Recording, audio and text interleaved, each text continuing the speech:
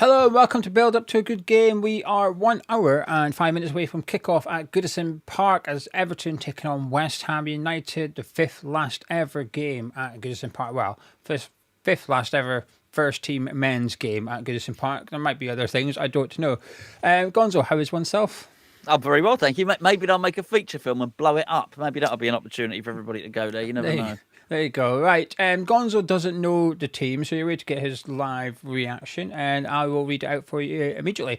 In goal is Alphonse Areola. That is not one of the three changes that Graham Potter has made, but there is a formation change, possibly. I think there is anyway. The back three, though, consists of Jean-Claire Todibo, Max Kilman, and Konstantinos Mavropanos. He comes in. Aaron Creswell is on the bench. Wan-Bissaka keeps his place at wing-back. In midfield, we've got James Ward-Prowse and Thomas Soucek, but no Edson Alvarez. He has also been dropped by Graham Potter. At left wing-back, there's a change there as well. Ollie Scars comes out and Emerson comes in. And then the three attacking players West Ham have on the field, and I suspect it'll be Jared Bowen and Mohamed Kudus in number 10 roles, and Lucas Paqueta through the middle of them. So that's the team, Gonzo. We've got Mavropanos in for Creswell, Emerson in for Scars, and Paqueta in for Edson Alvarez. Wow. Yeah. Okay. Look, I think it's a good team. By the way, I think this team can win the match. Actually, I think you could argue that Potter's team have looked at their best when he's had Lucas Paqueta as the false nine or whatever you want to call it. But Evan Ferguson, oh my word, he pushes and pushes for the move. I need first team football. Get me out of Brighton. I need to go there. I mean, and that's it. And as we understand it, by the next game, Fulkrug is back. So for the Wolves game, oh my word.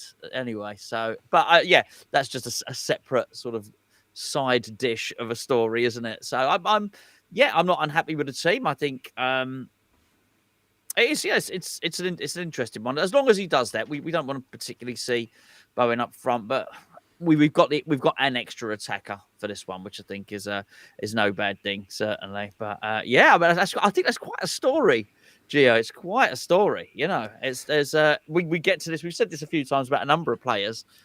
What are the circumstances that would be required for Evan Ferguson to start? And it would appear that there are them. Jamie's saying Kilman left, Todibo centre, Mavropanos on the right. Just to reiterate, the graphic you see on the screen is not provided by ourselves. The correct 11 players are on there, but their position is something that's done by Opta. So I agree with what you're saying, Jamie. I don't think it'll be the way they've got it, which is Kilman in the middle and Mavropanos to the left.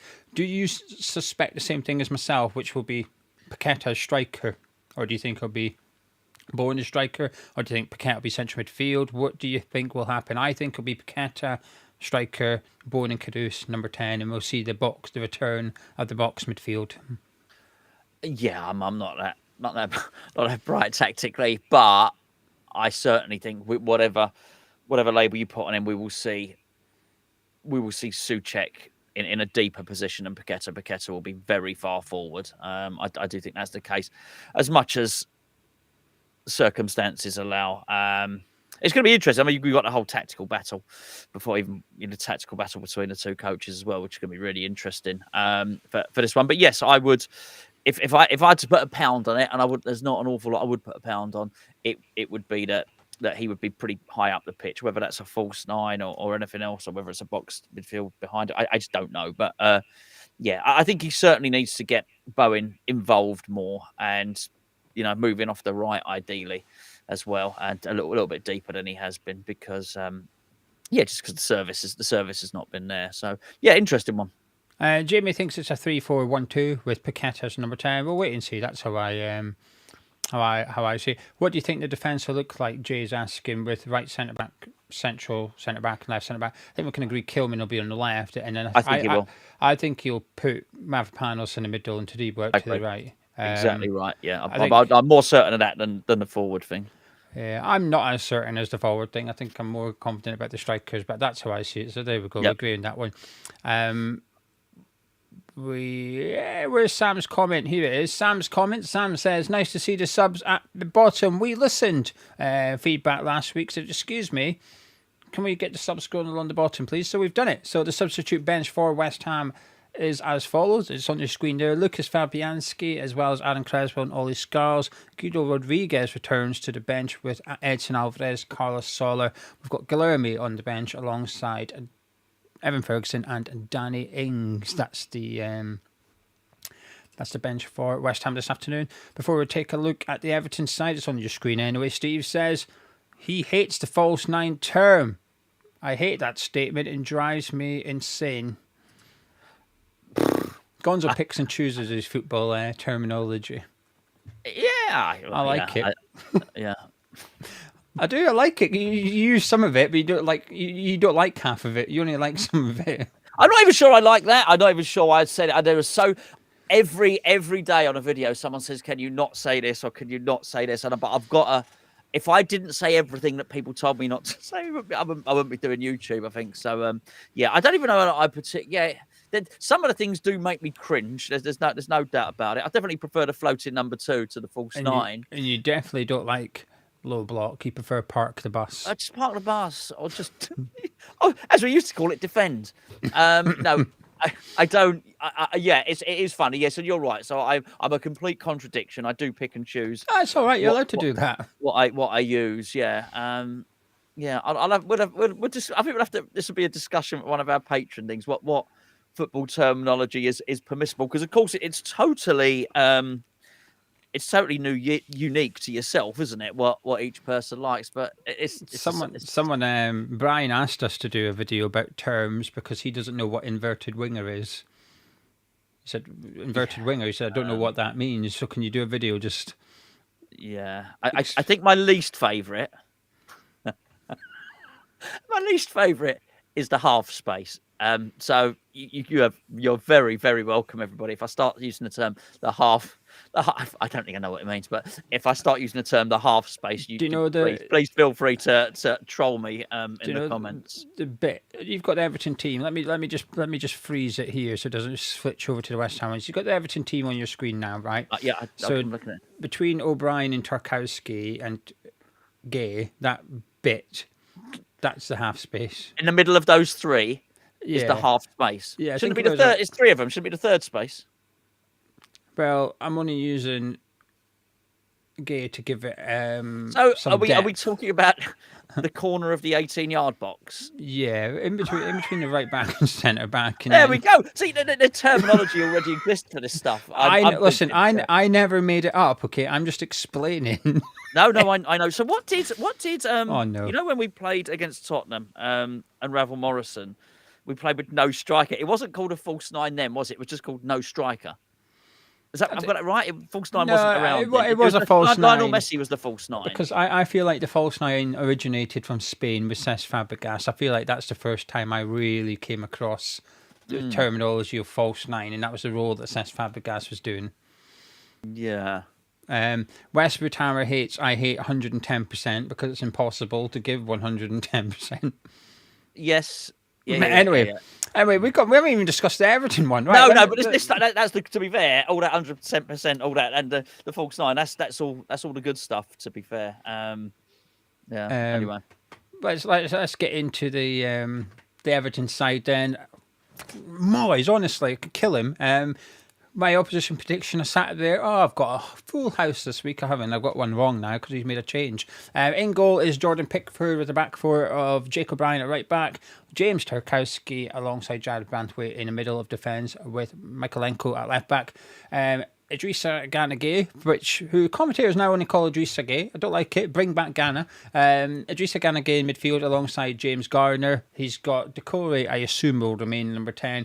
Haddison on the left, possibly on the right, and then Alcaraz over on the right-hand side, and Beto up front. That's your Everton team. Do you think, with the Everton team, do you think people have to say something in front of Gay because they just don't want to say Gay? Because everyone's just using everybody else's surname, and they get to him because they just don't want to say Gay. I think they don't want to be a bit, they want to be a bit woke. They're a bit woke on this, so they're actually just saying Idrissa Gana Gueye.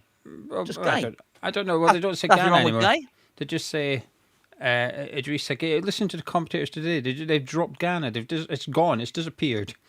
Not off the map.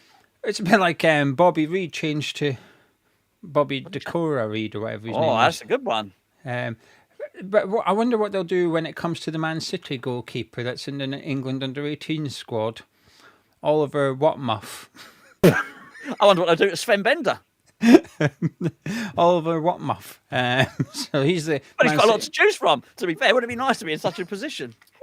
Well, he was in the England women's side. He'd have a smorgasbord. Anyway, sorry. Back to the football. Right, the bench for Everton. Let me fly through this. It's Virginia. There you go, there's another one. It's on the bench alongside Patterson and Keane. Chermiti is on the bench alongside Young and Broja. Flipping, we know what's happening here. Seamus Coleman's on there with Lundstrom and the guy that they signed from Aston Villa, that I don't know how to pronounce his name, Eric Bunham. I don't know, the central midfielder. Anyway, that's your Everton side. What do you got any opinions? Not too bothered? No, not really. I'm not too bothered about it. To be fair, I think whatever Moyes was going to pick is going to be competitive. It is all about the managers for me. This one, it really is. There's a circus, there's a pantomime surrounding this game. So neither of them. They both said lovely things about one another, and they clearly get on outside of this match. But they will both be desperate to win this one or not lose this one. You don't want to lose this one. And it's not even, I'm sure when they're having a glass of wine after the game, it'll all be fine. But it's just, and whoever wins, I'm sure will be perfectly well behaved in the press. It'll be the press that are smug. If it's David Moyes, the press will be smug on his behalf. I think Moyes is too classy to go in there and be smug about it. It's not just about him getting one over Potter. It's not. He's got everything against Potter. He just wants to show anybody that at West Ham, be it the ownership or the fans that wanted him out, hey, look, you made a mistake. I'm the top guy, you know. So that's the story surrounding this game. Yeah. Toby is saying, has Moyes ever beat Potter? Did you look it up? I know that Potter's got a really good record, but I haven't gone and checked the actual record. I'll look it up in a second. I did not. I don't know. I know there's a website you can check that. Yeah. Clark's saying he's just joined. All he's hearing is gay and muff.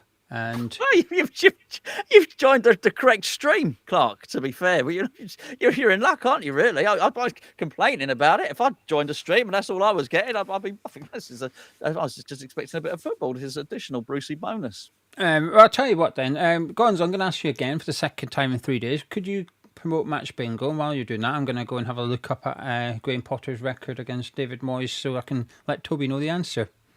I can promote Match Bingo indeed, and probably you ain't got too long left really. You've got 52 minutes to get your Match Bingo card in for this Everton versus West Ham game. The link's in the description below for Match Bingo. Most of you, I'm assuming, because lots of you from Hammers Chat have downloaded it. Lots of you from Hammers Chat have won. People that just watch these videos, so go and check it. Do your bingo card anyway. If you haven't, if for some reason that you've joined Hammers Chat and it's your first ever video, welcome. Wait until you think it's mad now. Wait until we get to the bet. I'll tell you now, download Match Bingo, right? It's like bingo, but instead of numbers, things have to happen in a football match. A throw-in, a goal kick, kick-off, shot on target. Might not be too many of them today. You don't want that on your bingo card. Basically, you get a random selection of 15 things on your bingo card, and as these events happen in the match, the app ticks them off for you. There's 3 lines of 5. First person to complete a first line of 5 ticked events gets a prize. Second line, 5 ticked events, gets a prize. Full house, the whole complete card, you get a prize. And actually, the next person to do that, get another prize. So there's quite a lot going on. It's only £2 per card. And I've got something better than that.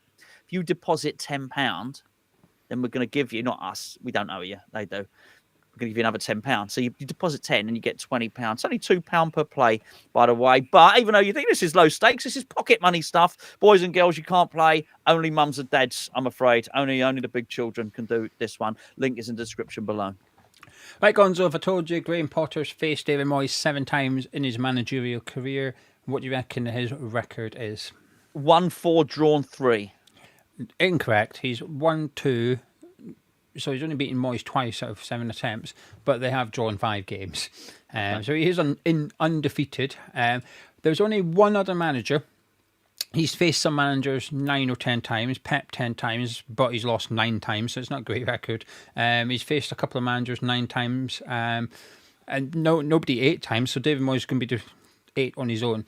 But there's only one other manager he's faced a minimum of 7 times and gone unbeaten against, right? Impulsive pop quiz. If Gonzo gets this right, which he won't, if Gonzo gets this right, we'll stick £20 on the bet today. Oh, you're talking about Potter?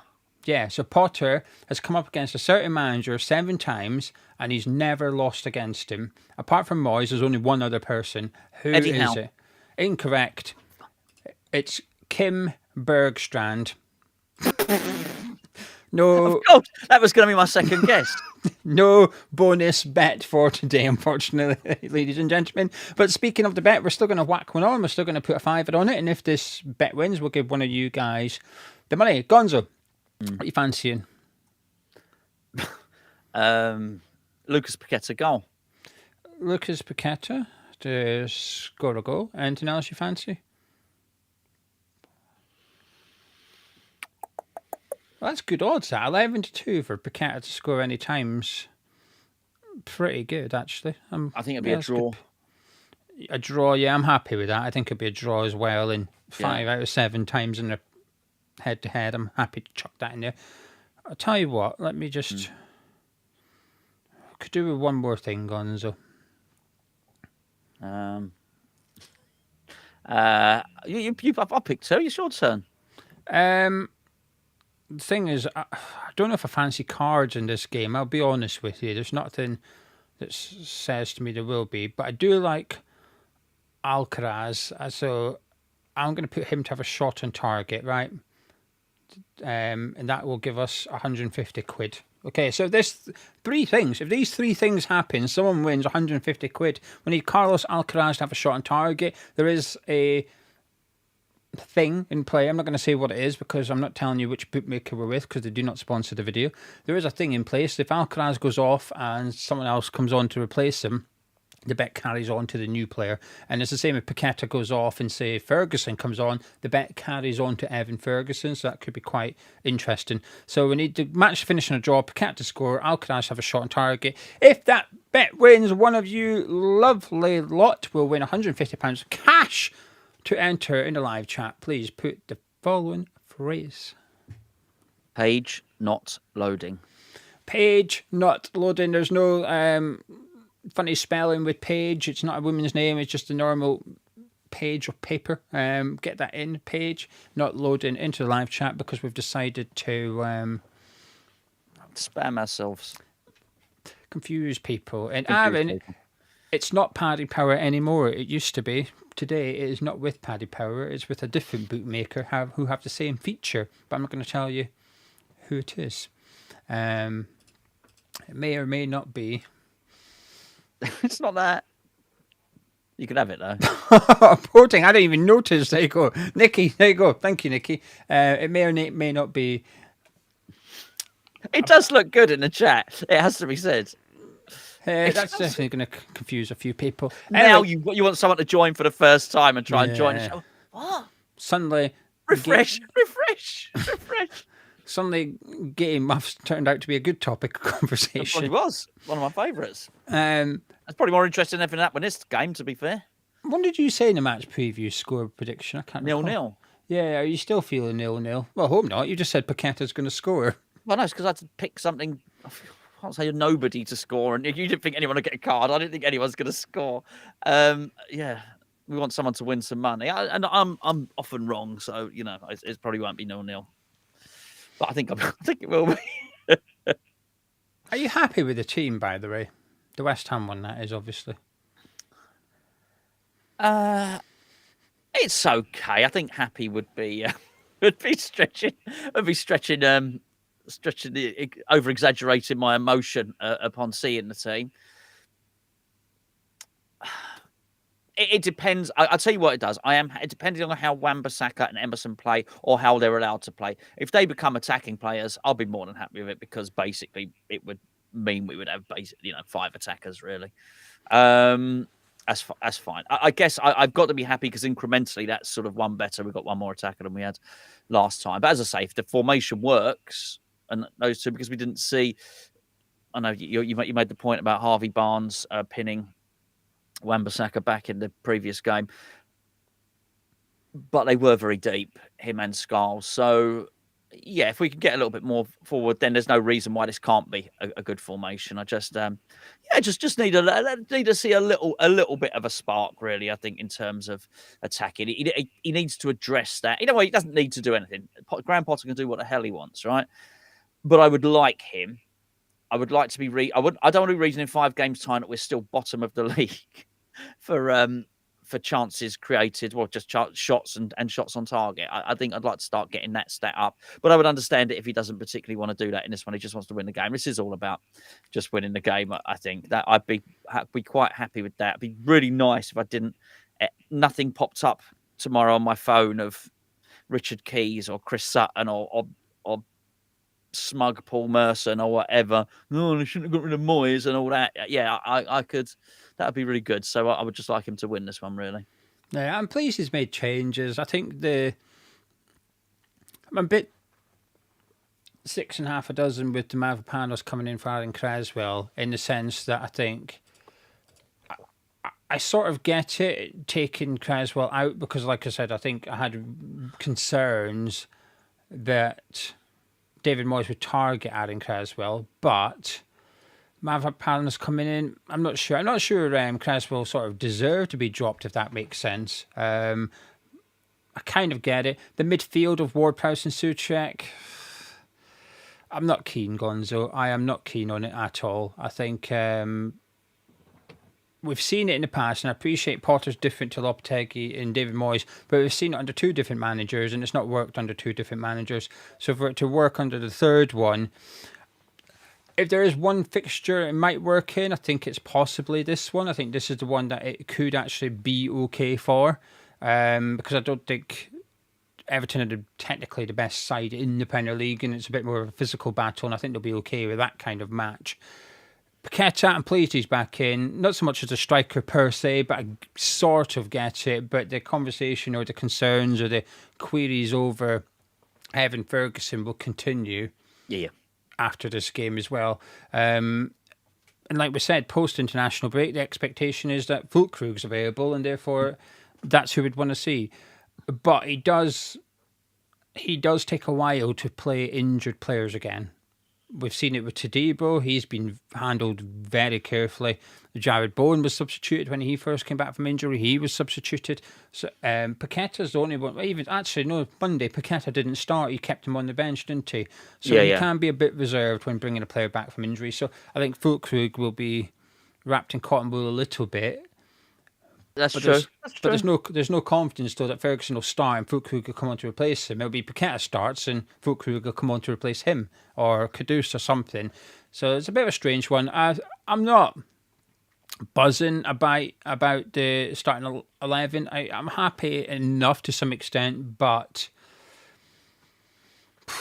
I don't know. I was hoping for a team that would come in. I think, I'm looking forward to watching this team. I don't have that about this 11 he's put out. And it's one of them, you said it in this video, which is if you're going to go down the route of boring, you better bloody win. And I think that's what he's done here. So it's an 11. I think you really need to get a victory. I feel a bit sorry for Ollie Scarles, actually. I knew he'd bring Emerson in. But again, I don't think Scarles deserved to be dropped per se. I feel like it's a bit of an easy switch from him, and one that he doesn't really have to justify either. But there you go. Fingers crossed. I'll tell you what I am looking forward to the most, Gonzo. Jared Bowen. Get him away from that striker role. I'm just basing this on the assumption I'm correct, which is that Paqueta's through the middle. Get him away from that middle of the pitch. Get him away from Branthwaite. Get him away from Tarkowski. Drop him deeper. Get him up against Garner and get the ball into him. Because in the last couple of games, I feel like we've had the ball in midfield and defence comfortably, but we've struggled to get it to the attacking players, or we didn't have enough attacking players, whatever. I feel like we struggled to move the ball down the middle of the pitch against Newcastle without belting it. I'm hoping that changes today with Kudus, Paqueta and Bowen. I hope maybe even if they rotate a little bit, if Paqueta drops deep, one of the other two takes a central role, and I think that's what we'll see. That will happen. I'm certain that will happen. But I'm looking forward to seeing Jared Bowen. Yeah, I mean, you're absolutely right. With the size and the physicality of their central defenders, it'd be just be a massacre to put Bowen up against them. So it needs to run at them from deeper. I mean, from what you're describing, I can certainly, in my mind's eye, see Paqueta dropping deep, laying in Kudus to score. I think that can certainly be something that happens, and you're going to have to do something. Actually, you have to move their defenders around. It'd be funny how Moyes decides to instruct his defence, particularly with the position that Paqueta might be tasked to play. If he starts dropping deep, Moyes might just say, don't follow him, just stay there. I suspect he will. Just stay in your position. You don't want no central defenders wandering into the half space, do we? Chasing the false nine after all. Well, I think you might get some of that. Right then, it's time to turn to live chat for the next 10 minutes or so before we hand it over to our two lovely watch-along hosts. Get your comments into live chat. It could be about the West Ham team, the Everton team, any big hopes or worries you have from this game, but not your score prediction because there's not much talking points there. And we're going to kick it off with Damien, who says Paqueta needs to work out what his best role is. Is it number 10? Is it a focal point, or even a left central midfielder? Benson saying Potter is no better than David Moyes. Irish Tommy is saying Everton will overrun us through the middle. Ward-Prowse and Souček won't be able to stop it from happening. Sai is worried with the lineup. It's slow and old. Mancunian says we have a disgraceful midfield. We don't have one decent centre-half at the club, and Bowen and Kudus played out of position week in, week out because of the formation. It's dull as dishwater. Can I ask you all to please drop a like on the video as well? Over 900 of you watching. Thank you very much. Please do click that thumbs up button. It helps us out, so when people come onto YouTube and search Everton West Ham, this will be the #1 recommended video to them. Thanks to you lot, and do subscribe if you're here as well. All is saying, why no Alvarez? Why Thomas Souček? Why Mavropanos? Why? Okay, okay. So why no Alvarez? Don't know. I do agree with that. I think he should be in. If you're gonna, I think he is gonna. Which is the second question. Souček. I think if you're gonna have, I think Souček will be instructed to sit back. I think probably Souček is in for his height, and I think that probably also explains why Mavropanos is in. I do wonder if he's going to make sure that he has enough there, particularly for set pieces, to defend it correctly. But I also do have concerns of pretty much everybody else, which is the midfield getting overrun. It's not even overrun for me. I think outnumbered. Again, it can be solved pretty quickly. I think it's more. I don't know. I feel like it's. I look at 11 and I feel like we have to keep a clean sheet today. If we want to get 3 points, I think we need a clean sheet. I don't think we're going to score more than one. I hope I'm incorrect. I hope we come out and back them to one side, but I feel like it's a side that, I wouldn't say it's got more defensive, but the switch for Mavropanos to Creswell feels like one of, we conceded a goal against Newcastle, so how do I make it tighter and how do I get the clean sheet? And there's just something about it. It's not clicking for me. I'm just a bit hopeful that we've now got Bowen, Kudus and Paqueta. And this is the first time, correct me if I'm wrong, it's the first time they've started together under Potter. I'm very sure about that. We've not seen a Bowen Paqueta start yet either together. So I'm hoping that there's a bit of chemistry there immediately. Because in under Potter, Paqueta's turned up, but perhaps the others haven't. Kudus has turned up. Last week, Newcastle, Kudus turned up, but Bowen didn't. The game before that, Bowen turned up, but Kudus didn't. So if 2 of the 3 could turn up, we might be okay. Because so far, we've been playing 2 of them. And if 1 turns up, we're in trouble. We need them both to. But today, if 2 of those 3 can have a really good game, we've got a bloody good chance. But I don't know. I was expecting a bit more. I was hoping for a little bit more something about it. Well, I would say do not rule. I mean, I'm seeing some negativity with Souček there and all the rest of it. And by the way, he was crap in the last game. 8 passes. Awful. Do not rule him. Do not rule out Souček scoring today. There's a story there as well. So did you know? Here's the thing. I don't think he will. You don't think he'll score today? No, I'll tell you why. But he's too far back in the pitch. This is the thing. If you're going to play Souček, I think you're better off playing him so he can get into the box and get on the end of crosses. And I think looking at the team, I'm not sure he will be able to. Set pieces maybe, but in terms of open play, I don't think he'll be getting into the 18-yarder that much. No, I agree with that, but I still wouldn't rule him out. scoring. So, yeah, I mean, it's Oh, more you're likely right. because look, there's 11 players. You're far more likely to be right than me. But I often after he's had a crap game, he often comes back and does something. So yeah, I wouldn't be surprised there. I hope you're right. I don't really So care. will you? Just Will want a do, yeah. bloody win. Yeah. Gail says James Ward-Prowse fantastic, Souček fantastic together though not enough athletic ability for me. Old man saying when Moyes is our manager, he worried about the opposition. Do you think he's worried about us now? That is a great point. It's so easy. You just get into West Ham mode. Yes, that is what Moyes is like. I would imagine. I would imagine not. I doubt we've given him too much to think about in recent games. I know we beat Arsenal, but I don't think he's going to be scrambling around really thinking I've got to do an awful lot to contain our attack. But he will always be a worrier. I think that's in his nature. So I mean, all those things that we've just said, he'll be worried Souček scoring today. Definitely. He'll be worried Paqueta's scoring. He knows all about Jared Bowen. I mean, that's a great point, that post.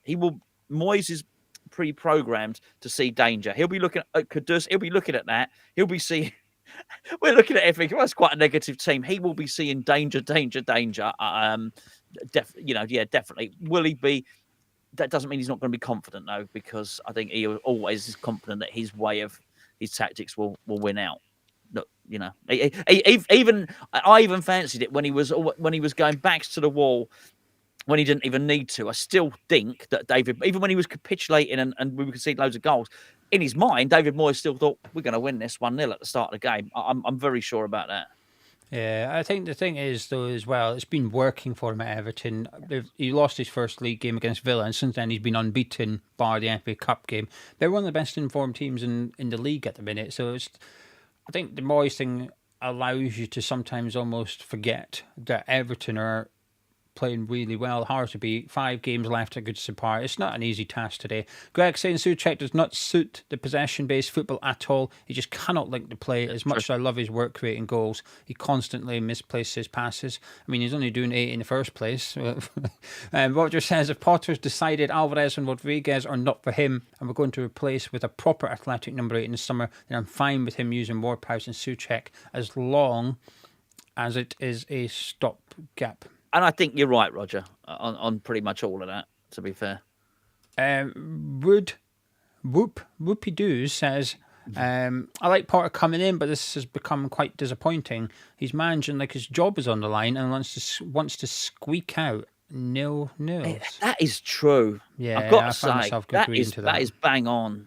Yeah, and it is, all of that is bang on. He's even got it right. It is quite disappointing. It's not horrendous. It's not the end of the world. It is quite disappointing, isn't it? And he is definitely being so cautious. When, as you made the point, he is coming in very, very rare set of circumstances whereby it's not so bad that we can be threatened relegation. He's got a real chance to do what he wants, to paint any picture he wants to. It is a little bit disappointing, yeah. Closer to the Champions League than we are the relegation zone. Points-wise, before someone points out. Well, I'm not saying we're in a fight for European football. It's factually correct. The gap is smaller between us and Man City than it is between us and Ipswich Town. Damien saying those 2 wins on the bounce from Potter did a lot to ease my nerves. Right, Gonzo, before I switch over to the green room, I'm going to stick with a draw. I think I felt like I've been feeling a draw all week. And the thing is, when we were talking about that comment there previously, I was thinking about how Potter, it looks like he's trying to squeak out a 0-0. To some extent, I'll be okay with that today. Just do not lose this game. For crying out loud, please. Yeah. Just don't lose this one. I think we've got enough in the team in terms of players to cause threat. It's if they're allowed to cause threat, that's the question. I think it's going to be... I'm nervous. I don't know why I'm getting a bit nervous for this game, actually. I think it's going to be a difficult one. I think if I was... I'm going for a draw, but if you said you're not allowed that, you've got to pick one to win, I'd pick an Everton win. I feel more I think Everton winning is more likely than West Ham winning this one, but fingers crossed, Gonzo, I'm incorrect. Would you like to turn to the live chat while I set up the watch along? Yeah. Just I think the only thing I would say is I feel I'm on a constant learning curve with be it players or managers or anything else. I never when we were hiring Potter, I didn't think that this would be the case, but it appears I think we've got the battle of two pragmatic managers here, two managers who would just want to keep a clean sheet. In boxing terms, they styles make fights.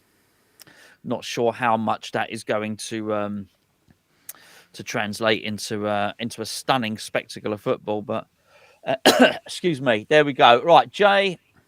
Got a prediction there from Jay. He thinks we're going to win 2-1. I mean, it'd just be bloody great, wouldn't it, to win that? Pierre Leton says, hold on. I'm not a fan of Potter, but I hope we keep him at least until Sullivan's gone, because he'd only get in another idiot. I am. Whilst I'm a little bit negative Nelly about Potter at the moment, I do think we can't keep sacking managers. We got to stick with someone and allow them some time to build something. I don't want to turn into Watford. Do you know what I mean? What have we got here? We have got. Sorry, Jay again is just saying, Kudus been goal for ages now. I wouldn't be surprised. There's certain players I can see scoring. I can see Souček scoring. I can see Kudus scoring. I can see Paqueta scoring. Do I think we're going to score 3 goals? No, I don't think we'll score 1. But I do think there's a big possibility that it can happen. Jeff is going 2-2, but we still wait for a win until it's over. 2-2, that would be a high scorer. Riaz says, don't know why, but I'm going West Ham to win 3-1. That's a whopping scoreline, Riaz. I mean, I'd love that. That would be amazing. That really would be amazing. I don't know why someone's talking about one-armed, but one-armed box. It is one-armed boxers. Styles make fights. You're right. Yes, sorry, that's exactly what you're saying. Simon Fisher says West Ham 3 to win 3-1. Optimistic. I know nothing wrong with being optimistic. You need a bit of balance in here. To be fair, I've been a bit negative Nelly myself. This really would be good, Liam, which is 3-2 to West Ham. Ferguson with the winner. And you would, I'll tell you what, if that happened, that'd be brilliant for West Ham, for Ferguson as well. But I'm still not convinced he'd start the next game. Gio. Yeah, give me a minute, Gonzo. We're waiting on the co-host for the watch along. While we're waiting on him, Mark Kerslake has said, this is interesting. I did not know this. Apparently, Alvarez has been ill this week. Okay. Just want to point people in the direction of our Patreon, because especially our prediction competition for this weekend, because you can play it without giving us any money. You can join Patreon as a trialist, and if you're the overall winner, you will win a signed Jimmy Walker book. It came out just before Christmas, so it's new, and it's signed by Jimmy himself. But if you are the patron, get logged in and get your prediction in, because if you're a subscriber to the supporters tier and you win a signed Paulo Di Canio captain's armband. I would show it, but it's away over there and I'm not going and getting it. If you're a mild addict and you're the winner, you win a signed Sir Trevor Booking shirt. And if you're an addict, you win both prizes, the shirt and the captain's armband. Happy days. We've given away over £1,500 worth of prizes this season. Yeah, sorry, Gonzo, I've made us a bit skint, to be honest. We've given away over £1,500 worth of prizes with the prediction competition alone. So get signed up, patreon.com/Hamish Chat. But like I said, even if you don't want to pay for Patreon, join as a trialist, get a prediction competition in, and then if you win, you'll get a signed Jimmy Walker book. Simple as that. Right, Mark's on his way, Gonzo, so he'll only be a minute. Your final score prediction, you sticking with 0-0? Unfortunately, yes, but I hope I'm wrong, obviously. Yeah, I'm going to stick with 1-1, and for the sake of Nick, so he knows, and for those that joined late, the bet giveaway, there's 3 things. What are they? No. For goodness sake. What did I say? I can't remember what I played. Paqueta at the score. Correct. Alcatraz to have a shot on target, and we're going for the draw. That's correct. And if that wins, someone will win £150. Correct. And I don't like this new thing, by the way, this new thing where I get quizzed and I have to use my memory. I'll be honest with you. I'm just buying time because I'm waiting for Mark to arrive so I can set up. You've always got a lot of time when I'm trying to remember what's been said 10 minutes So ago. I'm trying to set this one up, and then we can hand it over to Nick and Orphy. I mean, you can piss off, and then we'll be back at full time with our review of each game. The last word I will say is, between now and the end of the season, I do think Potter's going to have to be a bit careful, because people can easily get a bit. People will be judging him. Well, you say, you've got to give him time. Giving Potter time, i.e., I'm happy for him to start next season regardless of what happens between now and the end of the season, that's one thing. Yep. But it doesn't mean you don't judge him game by game. It doesn't mean you don't evaluate him. You can do that, but also be happy to give him next season. And I have noticed in the comments, whether it be today or during the week or whatever, there's some people starting to question him a little bit. Not so much as in sacking, but more in case of, is this what you're going to be doing next season? Doing that. Undoubtedly, yeah. So I do think he needs to be careful. And if he puts out the team today and it's another boring performance and it's a defeat, I think there'll be more people raising their eyebrows, or those that already are, will be raising them even higher, as long as they've not had Botox. But he's just, I do think he's going to have to be careful. Actually, I think he's. I wouldn't describe him as playing with fire with this lineup, but I think raising concerns would be a better phrase of putting it, with some of his choices of late. So fingers crossed he gets the win. Right then, we've got Northy's in the green room, so let me just add him onto the stream, ladies and gentlemen. Myself and Gonzo are going to go disappear in just a second. We'll be back at full time on both channels. But anyway, Nick, Northy, over to you. Take it away. Thank you very much, Gio. Cheers for that. And hello, everyone. Hi. Hi, Nick. Nick, you've seen the lineup. Gio's a little bit cautious. What are your thoughts? Grasping onto the optimism that I could only get by the shitness of both teams. So I think my prediction before the lineup was very, very boring 1-1. Saw Mavropanos. Okay, we're going to lose 2-1, and we definitely need 2 goals to get a draw out of this. However, yeah, I mean, the defensive, they've had a great run. Their players still aren't great.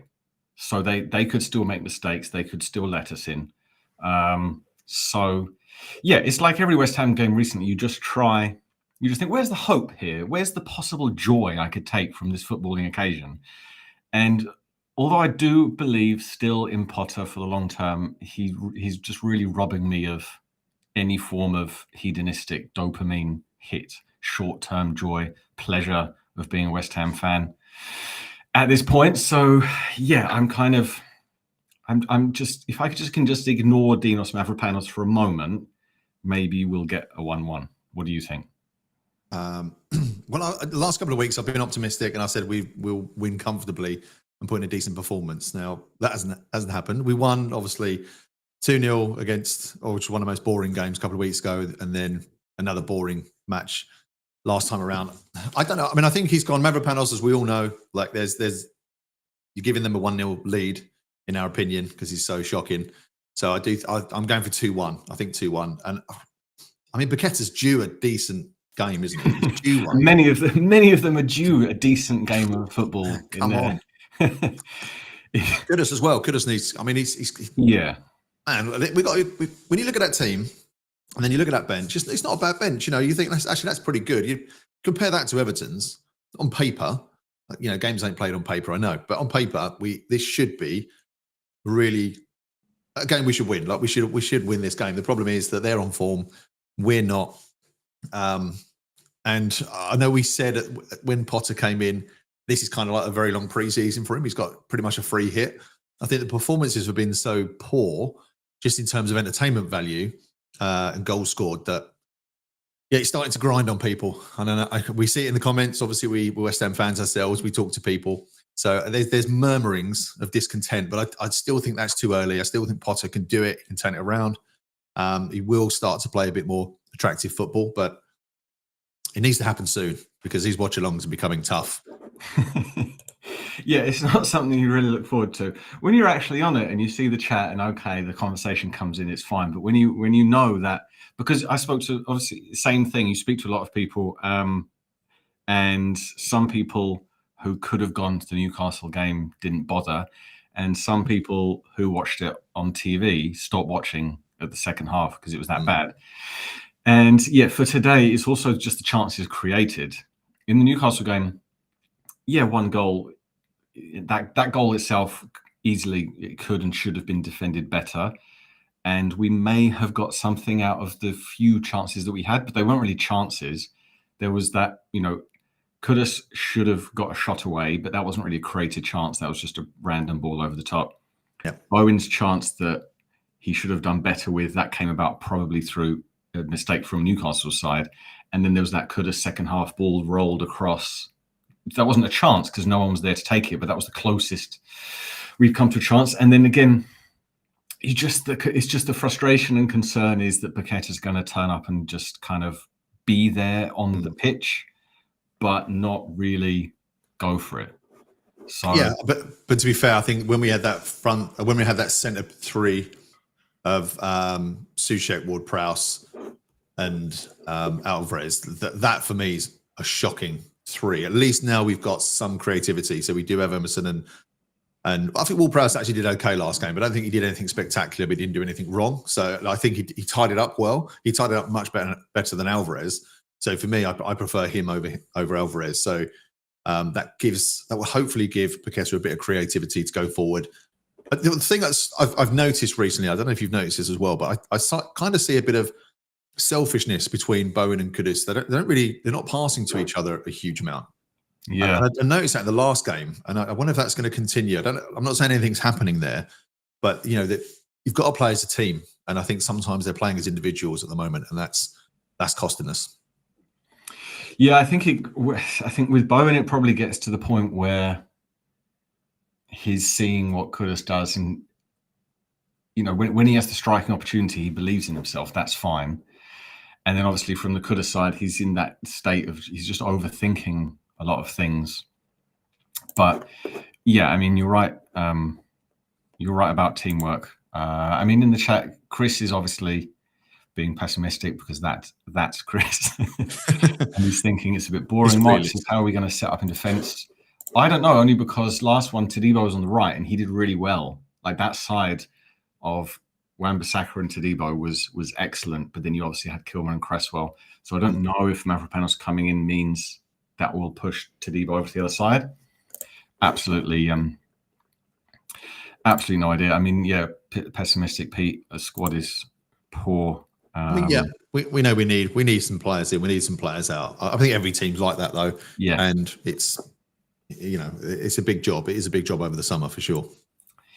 Yeah, John says months of torture ahead. It's going to be like that. The only highlight is, and I also know I know what you say already in the chat. Let me know. Would you rather win this game or Tottenham at home? I think you'd rather win this game because it's Moyes plus Everton. So you got 2 in 1. Oh, Janice, that's really tough. Beating Tottenham at home.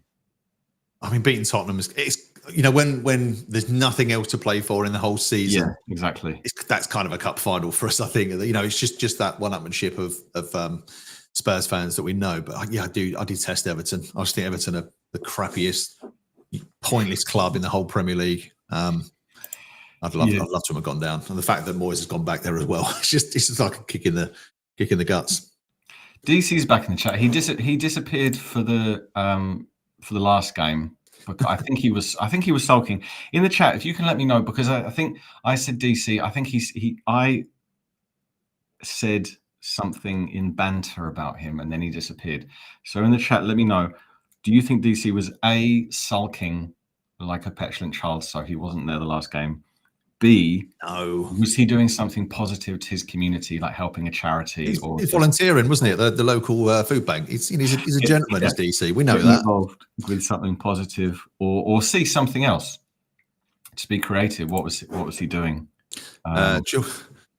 Georgia said, "What's going on? North is wearing a nice sweater." Yeah, do you know? I've come straight from the golf course. I went and played golf this morning. It was crap. It was cold. It was windy, and I played like an absolute donkey. So that's why I'm wearing this jumper. But thanks for noticing, George.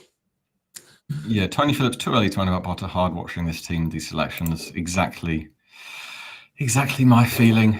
And because he did also promise us, Potter did say, oh, the connection with the fans. Oh, they need to get up off their seats. They need to enjoy their football.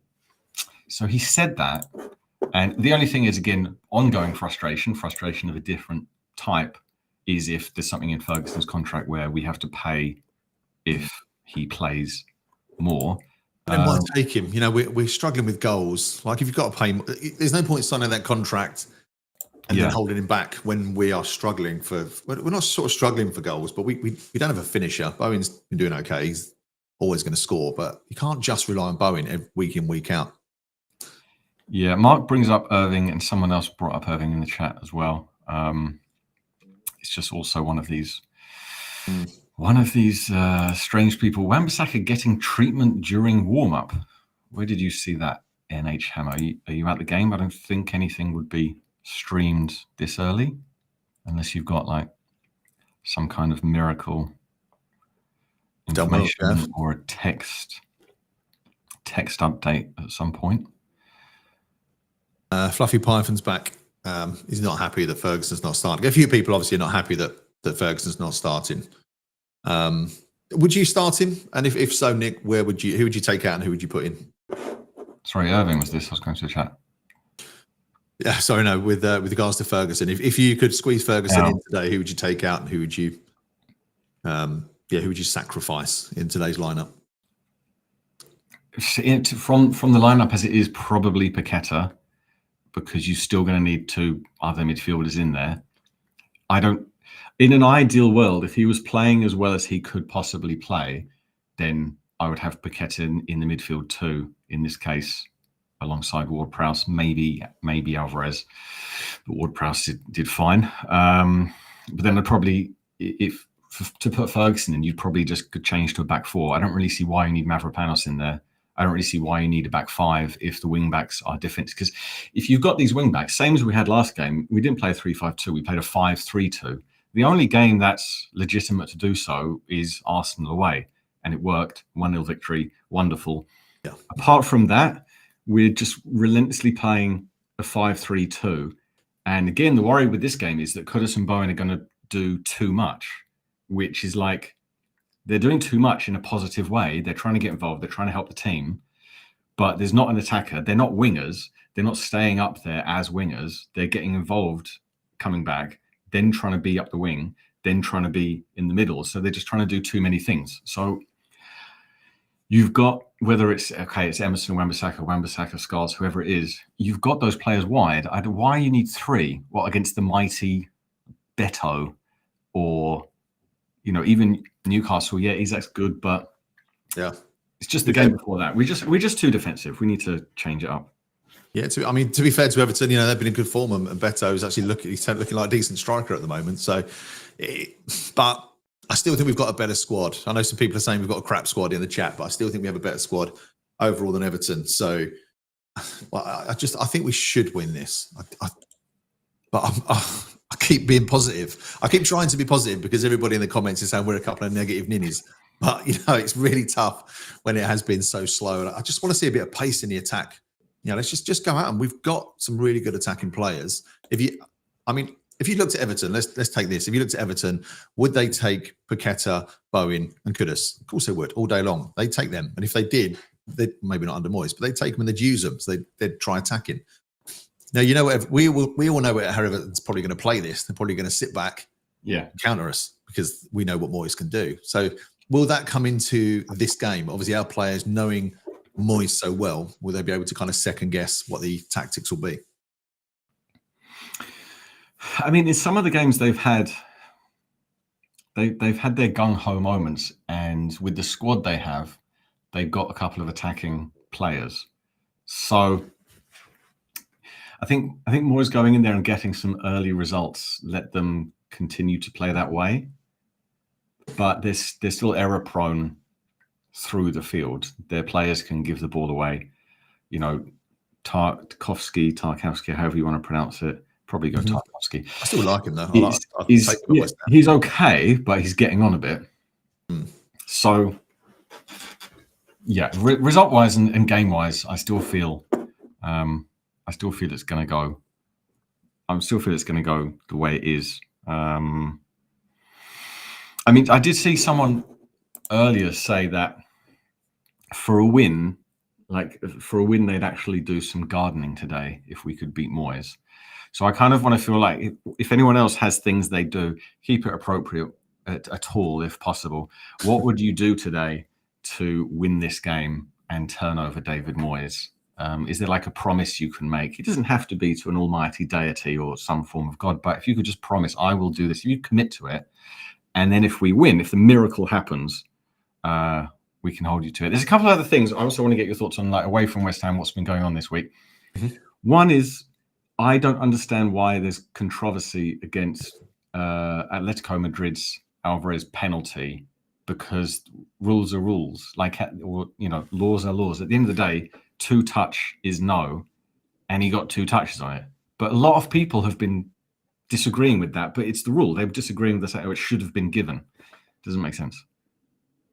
It's a tough one. You're right, by the letter of the law, then it was the correct call. But I mean, the problem is common sense has gone out of the game.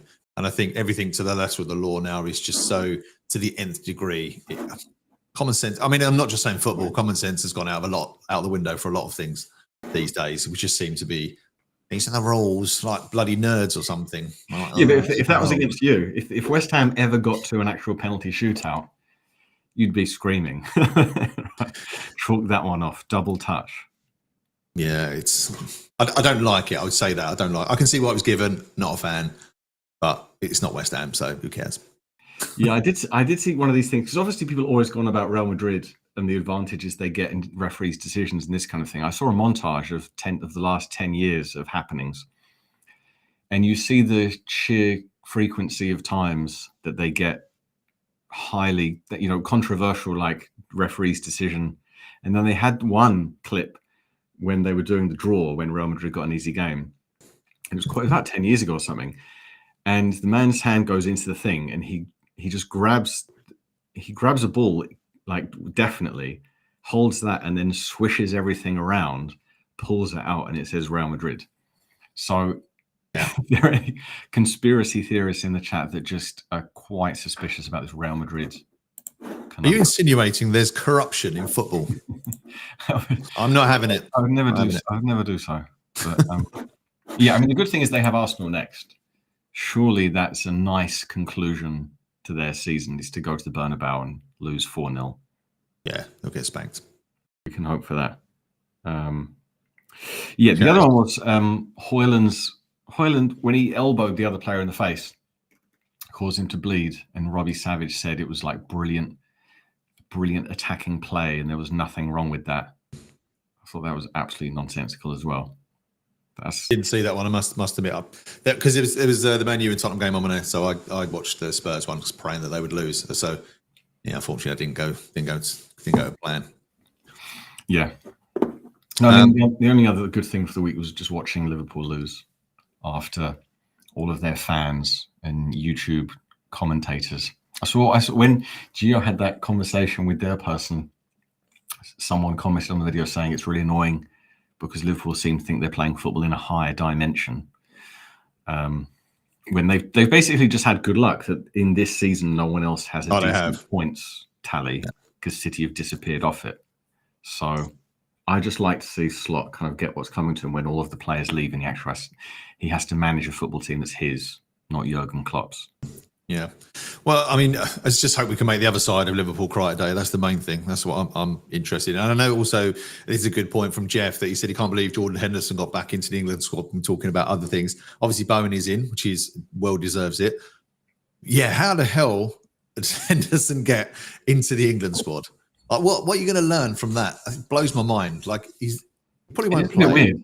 It's weird. Yeah, you don't need him to play, right? If you think he's great, sign him up as a coach or something weird, but don't take up a place from someone else. That was weird. Very, very odd.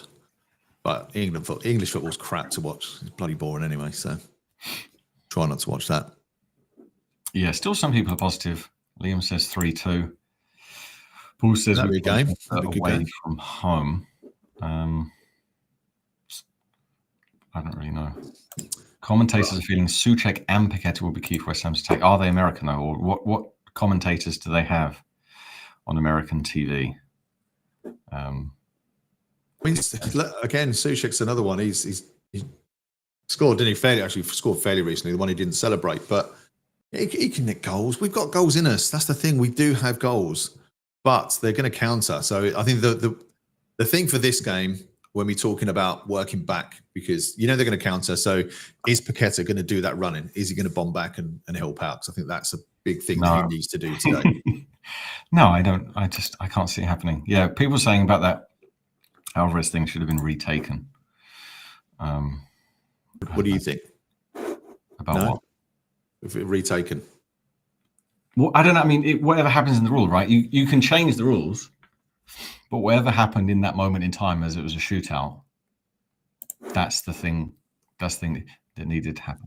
It's good the got through because they need to beat Arsenal heavily, and then Arteta can do a petulant post-game interview. Will the young lad get a game today? Do you mean Scarles? Because I think he's the only young one on the bench. What do you think of his performance last week? Very good.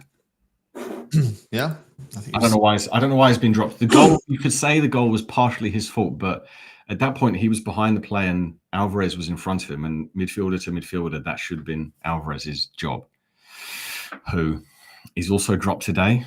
I don't know if you can possibly read anything into that the two players who were kind of there but not there for the goal. But then Souček shouldn't have let that ball come in on the inside of him. Yeah, you're right. No cardinal sin for a midfielder. As we know, the thing with Souček is he has to score. He can score. He scored really important goals for us. But if he doesn't score, there's no point to him being there, really. He doesn't really add much to what's happening in the midfield. And Alvarez, he had a good game. He didn't have to do that much. And I don't know why he got too far forward, but I think from what he did last game is fine. I'm not his biggest fan, and I don't care if he leaves us, then that will probably be a good thing on balance. But yeah, to leave Souček in there, yeah, I suppose he scored Everton away. I think that was last season. It could have been the season before that, because they'll blend into one. But he did have that lovely outside the right foot shot into the far corner last year or something. Fair enough. The players are coming out, says Dean. And he also says that he thinks this has got a 2-2 draw written all over it. Gary is saying 2-1 to the Hammers. Yeah, I think 2-1 for me is definitely, I think, where that sounds about right. I don't think it'll be a high-scoring game, so I don't think either team have got that killer striker, but they've got mistakes in them, which is where I think the goals will come from. I'm going to start tapping things because we're 2 minutes away. I think I don't know if I'm going to be too soon or not to get up some form of accurate text-based coverage. NH Hammer says, the law says, talking about this penalty, I'm assuming, the law says play the ball, not kick. So I would argue that he didn't play the ball, he kicked it. Splitting hairs on that one. but yeah, it is what it is. Fortune says, Everton training session, 1-0 within 10 minutes. Yeah, that's a good thing as well. We haven't done that for a while, actually. We've got 2 minutes to go. Chuck in what minute you think the first goal would go in. Put that into the comments. Don't forget to give us a like. And if you haven't got your match bingo tickets, you've still got a minute to get them on. So get on to match bingo. Nick, you know more details about the cards, but buy 4, get 1 free. Each card is £2. So £8 gets you 5 cards, and plenty of people win. I think it's like £250 if you win the jackpot or whatever it's called. But in any case, just for the sake of £8, then no sponsors, no Gio and Gonzo. So match bingo, get the app, download it, go to the game. It says cards. It will say Premiership, find our game, put in £10, you'll get another £10 bonus, but 8 cards, £8 will get you 5 cards. And for your £8 donation, they'll say, Gio and Gonzo, you're very good people. We love you. We would like to continue the sponsorship deal with you. So go and do that. Awesome. So there's a few people saying early goals here. So 9 minutes 7 minutes. Ruben says, no first goal. Please don't let this be a 0-0. Like, we need a bit of entertainment. So I hope you are, out of everybody, Ruben, I hope you're wrong, my friend. On this one, we definitely need a goal. DC is going for the ultra excitement of a 95th minute goal. Hopefully a winner for West Ham. But who knows? Who knows? Mark Dorian has gone 5-3 West Ham. Now that would be a humdinger of a game. We take that all day long. Nick is saying this is Moyes 1.0 versus Moyes 3.0, assuming that Loppy was 2.0 on that one. Oh, geez, I mean, I hope they don't cancel each other out. That's one thing I'm really, really hoping, because neither have shown themselves to be very attacking, gung-ho managers at this point. It can't be. We said last week that it can't be any worse than the week before. This can't be. It cannot be worse than the last two games, because, to be honest, it was just absolutely shocking. So I think there's going to be goals in it. I think it's going to be a 2-1. Trying to find a link. As it kicks off, yeah. Einik says he never wants to see us buy Tarkowski. I like him. I do. I think he's a really good player. So yeah, I think at the time when we were linked with him, I think he would have been a good signing at that time. But now ship has sailed. Now we've got Mavropanos. Yeah, him or Mavropanos, though. Yeah. Well, yeah, anyone. Or just not, I think just not Mavropanos would be. I mean, we are 1 minute past kickoff, and I'm desperately trying to find some form of coverage in the situation. And we've got a couple of people in the chat watching American TV, so you can just do a continual text-based service. Okay. You can just provide us with a text-based minute-by-minute commentary of how you saw that minute, which I know it should be our job, but I'll get there eventually. 1-1 ball draw, says Terry. Nick says Potter inherited a bad team. Need to rebuild to judge him. Yeah, totally agree with that. Totally agree. He's got some good players there. He's got a core. He's probably 5 or 6 short. That's quite. When you're talking 5 or 6 short in the Premier League, you're talking 100 to 200 million. Silly money. So the board will need to stump up for sure.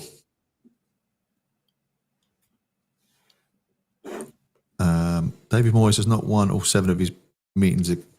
A good stat from Mark. Moyes has not won all 7 of his meetings against Graham Potter. Now, that could be, you could have given that the kiss of death for us, which I'm hoping you haven't, Mark. Or we may hopefully, Potter's got his number.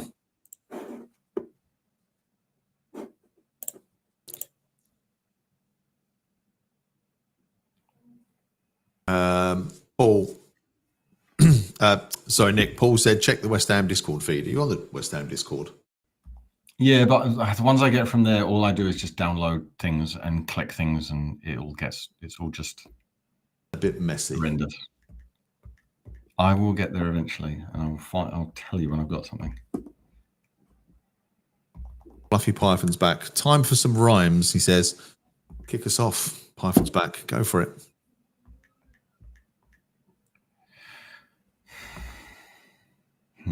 That's just highly annoying. Yeah, I might have to disappear into the other room. My magical fire stick. So, Bowen playing on the left. Dean's Live says. Oh, bloody hell, this thing. Get there eventually. Leon's 3-1 for the 3-0. It's actually some confidence here. Here we go.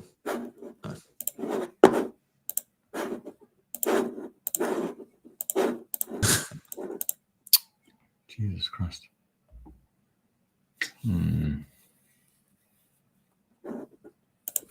Okay, I've got on 4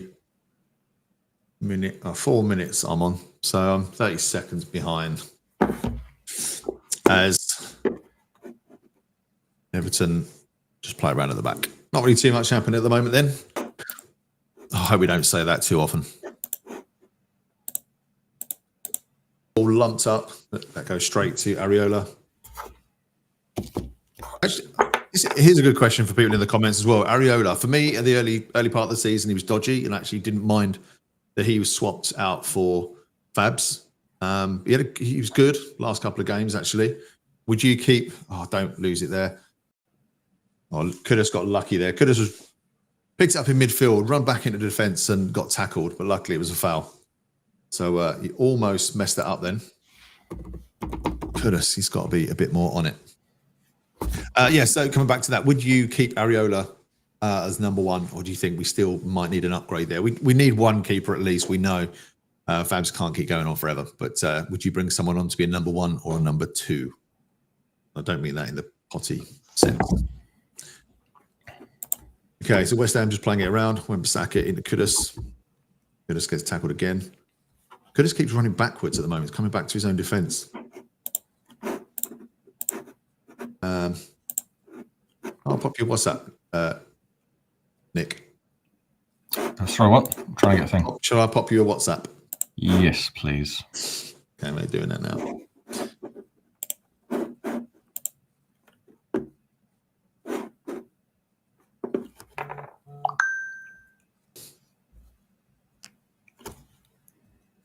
Okay, that's gone out. West Ham throw. Oh, that's the one I was trying, but it didn't work, which is rather bizarre.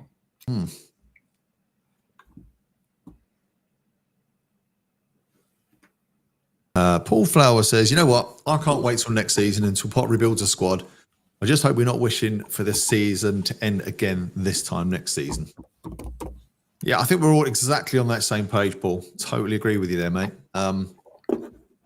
Where would you, if you were to invest though, if you had to, what would be the first position that you would focus on? What would you focus on? Centre back, midfield, keeper, as I just mentioned, or up front? Yeah, let us know, Paul, or anybody. What if you had? There we go. It works. You had a checkbook. What would be the first thing you would address with the West Ham squad over the summer transfer? Paul says the goalkeeper position is the last of our worries. I'm indifferent on our goalkeepers.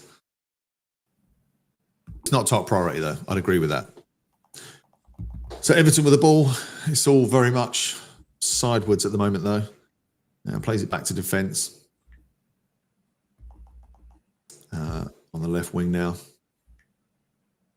Comes back again. This is going to be a long feeling out process of football, I think. Sounds nice, long feeling out process. Indeed. Okay, I have actually...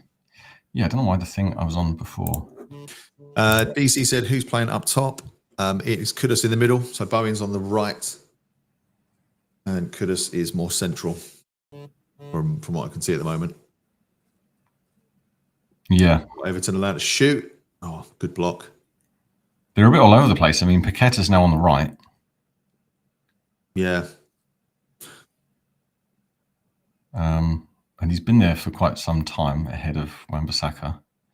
Yeah, Kudus is now central. So I think the first few minutes, we're just trying to cover anything possible. Nick said we should focus on midfield. Paul agrees. A midfielder with pace.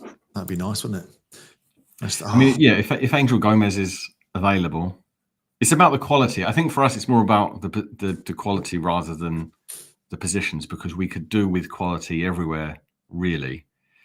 I mean, Tadebo's come back and been really good. So Kilman's been fine since Potter came in as well. So if you had those as a back two, it's not bad. But then if you could stump up the necessary for Liam Delap or someone who is right age, right quality, then anyone good will do in any position. We've obviously got fullbacks well covered. Wan-Bissaka. Do you know what I find weird now? There's this fascination with having five at the back, but there's also this fascination with only having one up top. Like, I didn't get it. Like when we always had two up top, it was 4-4-2, and now we've got one up top. We play five on the back. I find it weird. I mean, we don't have any up top now. We have three, just a bit back from what is up top, and we've got a back five against Everton, which I don't I don't see why you need 3 defenders, because we had that. I mean, obviously, Lopetegui, different era, but we had that against Forest, and Chris Wood scored with 3 central defenders around him. It doesn't make sense. It's only legitimate to play a back 5 against the teams who are top 3 in the league, really. Yeah. Dean's Life says Paqueta, Goodison and Bowen are interchanging. Do you think that the problem is, do they get in each other's way? Are they smart enough to do that? Yeah, exactly. They interchange, but they close each other off, don't they? They don't get anything out of it. Because that's the thing. You've already got a back 5. You've already got 2 defensive midfielders in front of the back 5. Do you need your top 3 working so much? Do they need to be covering Everton's defensive positions so that Everton's defenders can't put really good through balls in, which they're not going to anyway? Yeah, just a long ball then was hoofed up to Beto, but couldn't do anything with it, so it goes out for goal kick. What I'm saying is, it would be nice to have a striker, and he stands up there, and you tell him your job is 0% defending, so just wait, conserve your energy, and we'll get the ball to you. Who's that? Goodison? Anyone. Yeah. Just a striker. Ideally Ferguson, because we've got a striker there. Okay, Soucek spreads it out. I'll get out to Paqueta. Oh, God. Around. Again, he's just overthinking it. He's like, he overdoes so many things that could just be done simply at that moment. Which, again, I think Potter's too nice. Players need to be given instructions. All the best teams in football. You see why Forest are doing good now, because individually they just have instructions and they just follow them. Just come on, it's got a bit of space to run into here. Spread on the left. Out wide. Deflected corner. I'll do though. We'll take that. Not that we're good at corners. That's another issue. Yeah, I've got Ward-Prowse. Might get a goal out of this. Direct corner. Mavropanos calling it 1-0. No.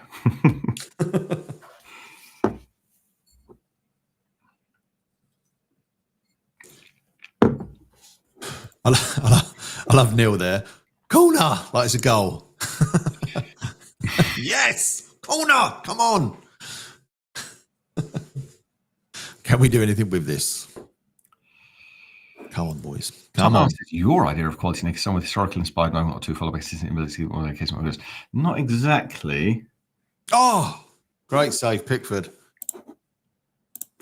It's quality and consistency, which could have if he was managed a bit better. That's my idea. Just picking my own words to explain what my ideas are there. Go on, Paqueta. Oh, that was sorry to Debo. That was way over the bar, but that was good. Good save from Pickford, though. I couldn't see who got the header. Did you see who that was? No, I was just going through the chat to make sure. Oh, Bowen. Anyone said. Oh, it was an own goal. Actually, it would have been an own goal. Is Everton's number 32, whoever that is. Paul says the next trend in football is to play with no centre forward, just excellent attacking midfielders. I mean, we're doing it. We're setting that trend.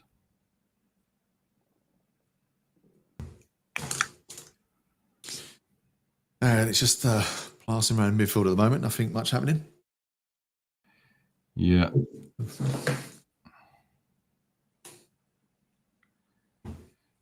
Back to Everton's defence. They're going to be patient, aren't they? They're just going to want to draw West Ham out. I mean, this is the type of game. Usually, I want to see pressing, but again, against Everton, I don't really want Goodison Bowen pressing their defenders, because what are they pressing them into? The pass they were going to make anyway. They were not going to do anything spectacular. Just save your energy. Someone has to be the striker, whether you call them. Obviously, what people get annoyed with, the false 9. However you're going to label them, one person's got to do it. You've got 10 outfield players. One needs to save energy and stay by the halfway line at all times.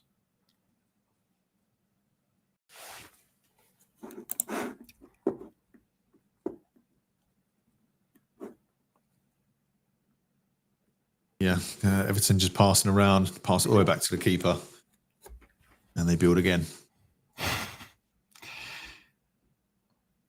I mean, this is the one thing. The only thing is that this is the game of the year where anyone can reference David Moyes at any time without fear of retribution. Because any other game, it's why are you still talking about him? You must not mention his name. Move on. You can talk about as much as you like. Talk about him every minute. Say what he's doing on the touchline. And no one can moan at you.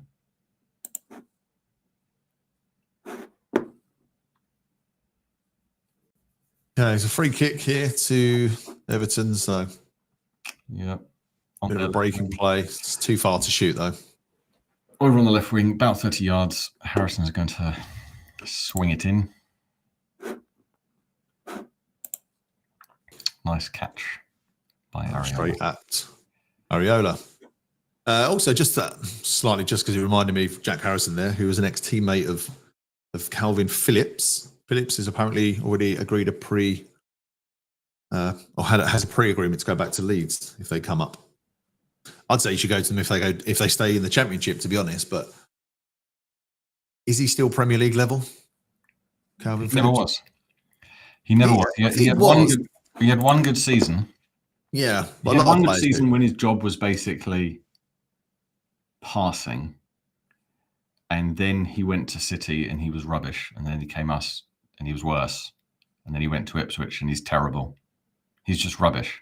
He's rubbish because he has his name is Calvin with a K, and he does his hair. Basically, I've got this theory. It's called the Tim Smith theory. I'll share it with you all now. If a player, think of all the players that are crap, but they keep getting played. Just imagine if that player was called a boring name like Tim Smith. Sorry if anyone's name is Tim or Smith or Tim Smith. But if their name was boring, let's say Tim Smith, and if they just looked unfashionable, like they were just gangly and they had acne and ginger hair, which is not my problem, but society's, and they looked unfashionable, and they got the same amount of goals as the player who is very fashionable. I just think it's a fashion game, football. People just think, oh, he looks like a attacking winger. I mean, am I talking about Raheem Sterling and Marcus Rashford in this case? I might be. But if you look at their output, it's like Højlund, Erasmus Højlund from wherever he's from, Norway or Denmark or whatever it is. 1 goal in 22 games, is it now? He is pony. Exactly. So if he was called Tim Smith, he wouldn't be on the football pitch. I guarantee. West Ham playing on the edge of the box at the moment. Ward-Prowse, can he get it in? No, out to Wan-Bissaka. Terrible ball out to Ward-Prowse. I tell you what, Ward-Prowse did brilliantly to control that. He just smacked it at Ward-Prowse's chest. Okay, Wan-Bissaka, get the cross in. Throw in. Fuck's sake. Well, we passed it around a bit. That was all right. A bit of passing. Yeah. It's always nice. That was quite decent. Dave Hunt says you are describing Steve Lomas. That's not true, but imagine if Steve Lomas looked exactly like Steve Lomas, played in a striker's position, and got 1 goal in 23 games. Would he still keep playing? No, they wouldn't. Steve Lomas looked awkward, but played reasonably well too, very well. Didn't look as awkward as that picture with his willy hanging out. Ever seen that one? You ever seen that one? I got the poster on my bedroom wall. It's a classic. It's a classic picture. Poor sod. I'm going to go. So actually, I've got going back to something we did a little bit last week about hated players and managers, because nothing's happening here. Balls with Pickford, we're in defence. Okay, who do you hate most? Who do you think is most a hated player out of Luis Suarez and El Hadji Diouf? And let us know in the comments who you think you think is the most hated. No prize, just keen to get your thoughts while there's. I still hate Richarlison more than either of those two. If you could name a player that I hate more than Richarlison, you'll be going some. All right, I'm going to think. He's just the epitome of someone who should be hated because he cheats is the first thing. His rubbish is the second thing, but he's also made a career. Again, Richarlison sounds okay. He doesn't look particularly appealing, but he does dye his hair and he's Brazilian. He was called Tim Smith. He'd never get a game. DC says Højlund would be decent somewhere. Would you take him at West Ham? 1 goal in 23, no. But do you just think like the club might not suit him? I mean, he scored. No, the game of football doesn't suit him. It's one of these things where it sounds stupid, but I I sincerely believe in my heart, if I played that number of games, I'd get one. Just one. Just get one goal. Shoot every now and then. It might go in. 0 goals so far in that number of games. Okay, that saves. The weak header from Everton, just to keep updated on that one. A lot of people were saying that LH compared to Suarez. Jeff Watson's gone Saka. Oh, that's a harsh one. I don't mind Saka. I know he's at Arsenal, but yeah, he's a cheat. Like, factually speaking, yeah, but he does it for England. Arsenal fans will never accept it. But in the replay, you can see that he holds the bit that wasn't made contact with, and the bit that was made contact with was a brush on his shoulder, and he yelps out loud, and then goes down holding his ankle. Like, all of those things are factually true. Yeah. Okay, so most hated player we're going with at the moment, I think from the comments, we're going with Diouf. I'm going to come up with some more names. We'll carry this throughout the game when nothing's happening. I'm going to chuck out a name. We'll see if it's better or worse than Diouf. It was spitting king. Yeah, right then we had Souček trying to go up the left wing, dribble it past 2.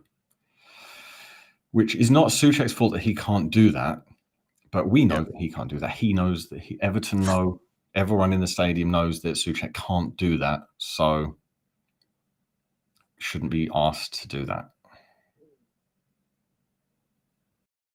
Oh dear. That's a really bad pass. Put West Ham in trouble. And they're going to get a shot in. Cross comes in, bounces kindly for Areola. That could have been a goal. That could have been. Who messed up that pass? I didn't quite see it. Kudus weak pass to Kilman, and then Kilman kind of smacked it directly toward an Everton player. Tried to clear it, didn't he? The Kudus Kilman thing was 50-50. It wasn't a very good pass to Kilman, but to be honest, he wasn't on his toes. He reacted to the ball going to him rather than thought he might get a pass from a teammate. I mean, let's face it. Oh my God, that was almost calamity there. Mavropanos, was that Mavropanos? Yeah, Mavropanos steps over the ball to let it roll back to Areola, but it wasn't strong enough. Oh, it could have been we've had 2 let-offs. Oh, that was. Why did he step over that? That was Mavropanos boiled down to a second of football. Because the ball was slowly rolling, trickling, and we were about 25 yards from goal. So basic physics that you would learn at the age of perhaps 7 or 8 would tell you that ball's not going to make it back to the goalkeeper. But Mavropanos skipped over it on purpose to let it go back to the goalkeeper at that point in his life. Another header from Everton. Oh, here's a good one, Phil Neville. All right, arse wipe. I'd actually agree with that, because I think anyone who could ever lecture anybody on football, when the only time he's been a football manager, he was the worst football manager on earth. Absolutely got spanked every week at Valencia. Like, he should just pipe down. He really should. He knows his football. But mate, you can't be slagging off other managers, which he has done when he's been such a crap one himself. Like, I think good chat. I think Dean wants Bruno Fernandes signed at West Ham. I think he was answering that question. Carlos Sanchez, Patrick Evra, I like Neville. I quite like Patrice Evra. Yeah, I mean, Mavropanos doesn't get the role of the ball, and he's being paid to play the game of football, but doesn't understand how spheres interact with flat surfaces beneath them. It's worthwhile. I don't know if they'll come up on the highlights. It might do, because it was almost a chance, but not. It's maybe extended highlights, but it's worth seeing just for that moment. It happened about 20 minutes in. Everton at the moment. Header, but it's a bad header. But they've had a few crosses in now. So if we're putting in, the only reason you could put in Mavropanos is because of the aerial threat of Beto, because he's very good in the air. But Mavropanos has not been near him. Unmarked at that point in his life. Yeah. Got more Prowse marking him. Nearest West Ham player, full yard away. Souček and Mavropanos were the closest to him. As the ball gets just... I mean, again, we are into dire footballing territory. at this point. Bowen's chasing the ball down to Pickford. Why bother? And then they pass it. Now it's over on the left with Brent Braithwaite or whatever his name is. So don't chase them down. They're not that good. So don't waste your energy if you're in the attacking position of the pitch. Okay, West Ham have possession now. Let's do a little bit of possession watch. How will we give it away? Got it in Kilman, over to Emerson. Okay, it's fine. It'll go back. Let me guess, Kilman to Areola? Yes. And Areola pumps it forward. So now it's going to be heading. Header, bobbling. Okay, back with Todibo. Beto wins everything in the air. He's good in the air, isn't he? Yeah, I mean, we're playing 5-5, but can't seem to pass it. Back to Pickford. Yeah. So ball over the top to the strikers out of the question because we don't have a striker. When the defence have it, Ward-Prowse and Souček are not making themselves highly available, and neither's Paqueta. So, as happened in the Newcastle game, the ball with West Ham is going pass around defence, maybe Ward-Prowse, back to defence, Areola thump. And nothing has been planned to get Paqueta Goodison into that situation. It's all Everton at the moment. Another cross comes in. I mean, we were lucky there because two Everton players could have got that and they got in each other's way.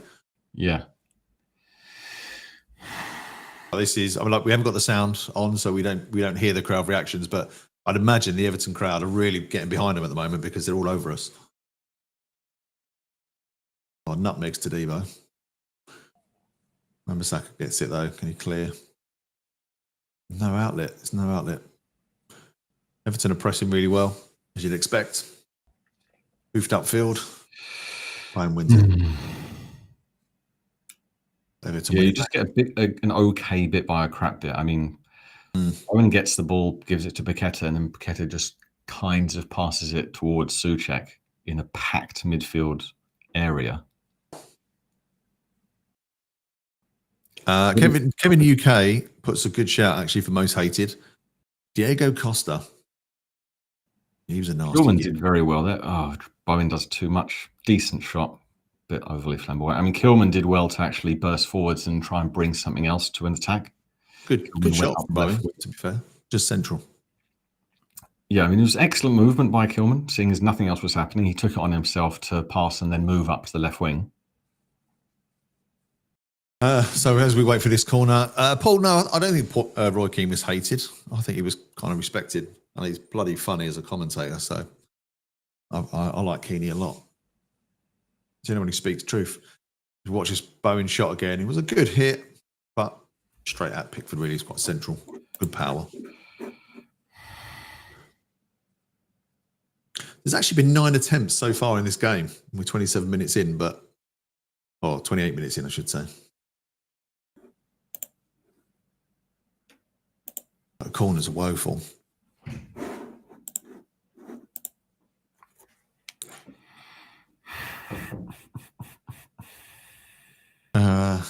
Yeah, just waiting for a throw on.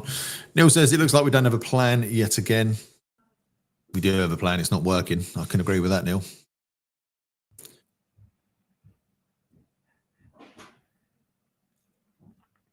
Yeah, all this is what we said about 20 minutes ago or something now. All this interchanging, it's not helping. It's not doing anything. It's just the forward three. People don't know where to find them. You know, if you've got Ward-Prowse is okay. He can do one-touch passing if he knows where the person is. Souček can barely do it unless he's got a lot of time and space. But if you don't know where your attacker is going to be, because you need to know that as a footballer, it needs to be just ingrained deep in your mind without thinking about it, that you can instantly get the ball turned and then ping it to whoever, but you don't know where Goodison and Paqueta are going to be, which is not really their fault, but it's causing a problem.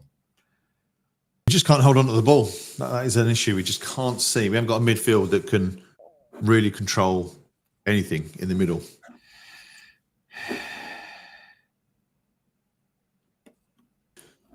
Frank Dennis comes up with a ludicrous statement, in my personal humble opinion. Why is no one talking about how selfish Bowling is the weak link? Not good as trust me, good as we go. So Bowling can't. Personally, strongly disagree. Agree with I'm starting to agree with the beginning of that. I think he is a bit selfish. He can because pass. he scores our goals. Yeah, he does. But so, you know, have a shot and you've got a chance of it going in. I don't mind that type of selfishness in a player. Hold on to a ball. Goodness loses the ball so often. I haven't got the stats. I'd love to see the stats on the runs that he makes and how often he gets tackled. He's reminding me of Adama Traore at the moment. And it's 30 minutes gone. Not 9 shots, but doesn't feel like it's been a 9-shot game. Nick Higgins has had enough. Can't stand any more. Yeah.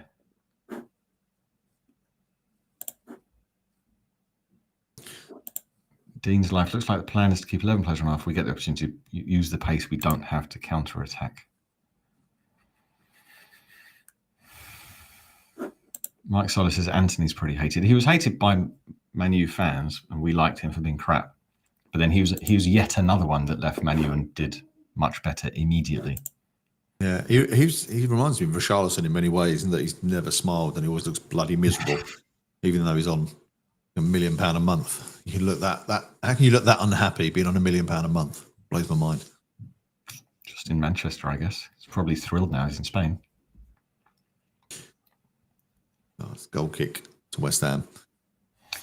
And that's the thing. Like, the hope for me in this game is that Everton are also not good, but they are pumping in a lot of crosses, which gives them chances. Dean's done some deep research for us regarding these stats. Thanks for that, Dean. That's about right. I'm sure that's Opta backed. Even the Yeah, see, that's the Tim Smith theory, Andy Irving, right? Oh, doesn't look like much. He's not just Zidane, is he?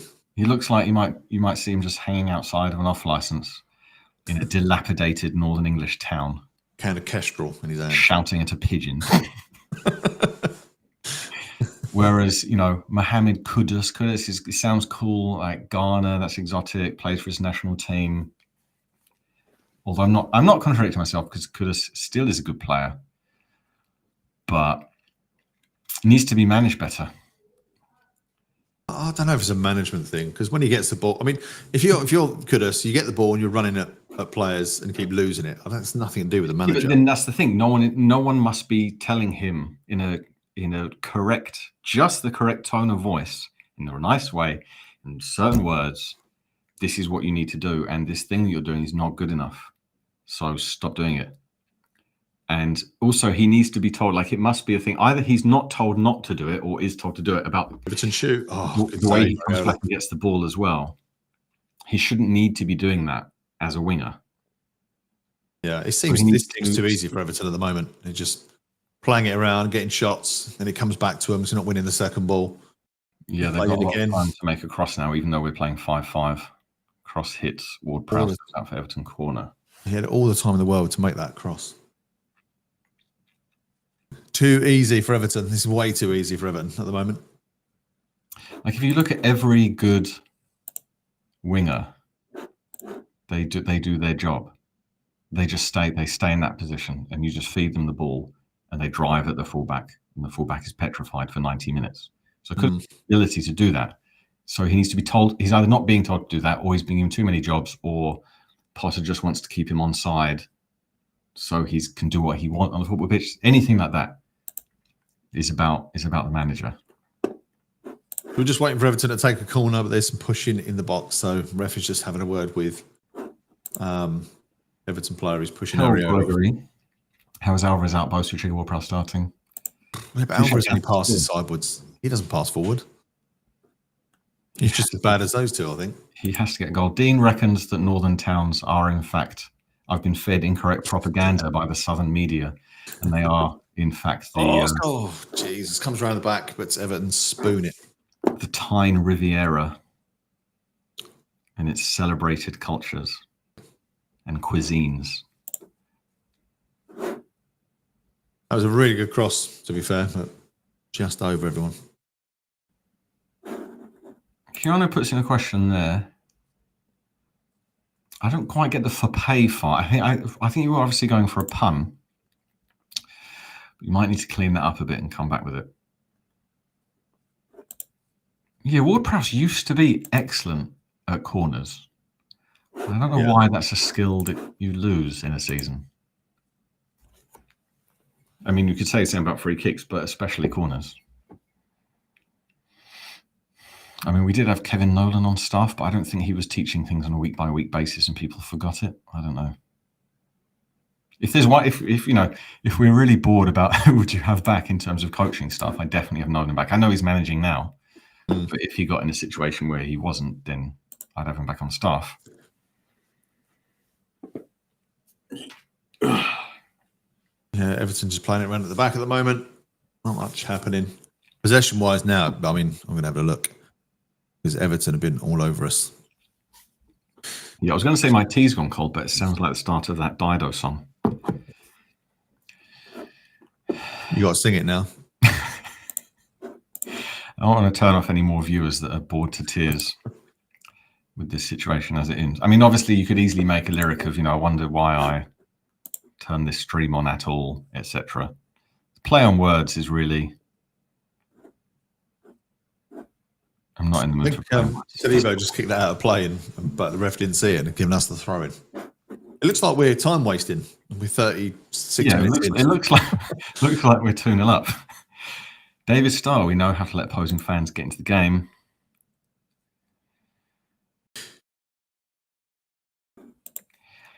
Dean, showing your age, Lord. Jimmy Nate. No, that's wrong. Showing your age. No, that's wrong. No, I've lost it. Spender. Isn't that Jimmy now? Spender. Oh, come on, Bowen. Get a cross in. Yeah, I wonder what... Yes, Dean, you finished that. I was hoping for a punny version, a West Ham version. I wonder why we signed Ferguson at all, etc. Eminem songs. Oh, my God. And West Ham puns. West Ham got lucky again there. Paqueta is down, holding his ankle. I think he's just being Paqueta. I don't think he's injured at all. Wan-Bissaka gets lucky, wins a foul. I think Wan-Bissaka's just bored then and tried to take on 4 people. Paqueta's still down. They're just even West Ham are not stopping for him. Eminem songs and West Ham puns. Hi, my name is... This is by Graham Potter. Hi, my name is secretly David Moyes. Other Eminem songs. I've forgotten them all now. 15, 20 years ago. Mike Lowe says, what is our tactics? Don't start the impressions again, Pet, says Dean. Running around his house. Don't start the... Oh, yes, Stan Lazaridis. That's a good one. Oh, Australian winger. That's good. I like that. Someone's been Googling old Eminem songs.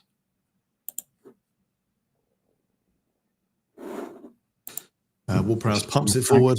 West Ham attack. Ball comes into the box. Gets cleared. West Ham have possession. Goes back.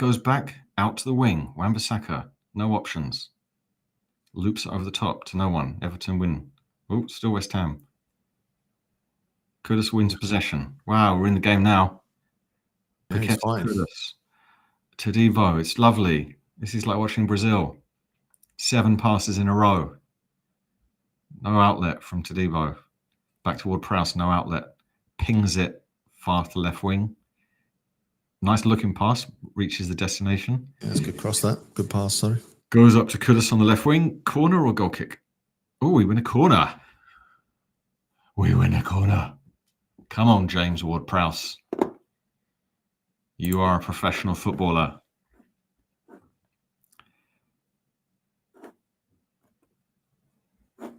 Mocking how shit we are, Bird. Pretty good. Yeah, there was Kudus that kicked it out. Let's have a look. Never mind. Tough. Harrison works too hard on his hair. If he had ginger hair, he'd never get a game. Right, Ward-Prowse. Come on. This is your job. This is you, Ward-Prowse. Swing it in. No. Hits the roof of the net. 2 swung in. Not bad, not bad. Let's play I could do better than that. I could cross that in. Rubbish. Lose yourself in the tactics Mike's gone for. What about lose yourself through the sucking vortex of being a West Ham fan and watching players be crap? Give Kudus a break, guys. Pac-Man and Bone putting a stinker as well. Yeah. They're all shit. We're not singling him out. Oh, come on. Something happened. Something gets us excited. Everton defenders have it. Playing it around. I might need to get another tea at this point just to really Coffee or Red Bull. enjoy the afternoon. I mean, it's quite enjoyable at the moment. My son had some friends over yesterday and, other people's children. You can't hit them, which is a shame. Yeah, they all left the house this morning. It was wonderful. I've just been basking in the relative silence. Everton still have it on the final third. They also don't really know what to do with it, so they're just passing it around the final third. I mean, they're obviously going to try and put crossing, and that was crap by Branthwaite. Yeah, that was poo. It was touted to be the next big thing, but it's not good. Potter's game plan, just lose it.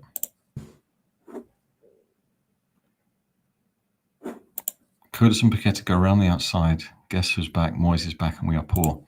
It's not, but there's elements of that was all right, John. Yeah, we started off well. That I think you dropped off.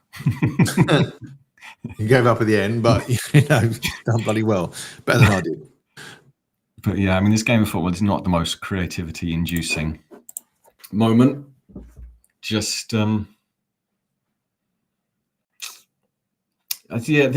a lot of playing it safe. Just it's one of these things. If you look at the whole, football today, because you get over-tacticked and overdone, it's quite easy to be safe and just, connect with some passes, play the easy ball, don't take any risks, and just continue your career in whatever club on contract you're on. But it's a game like this, no one's really just trying something. You can try something risky in an attacking position. If it doesn't work, fine, because we're crap anyway. There's just no joy in the players. It's just 22 or 20 people basically running and short passing. That's it.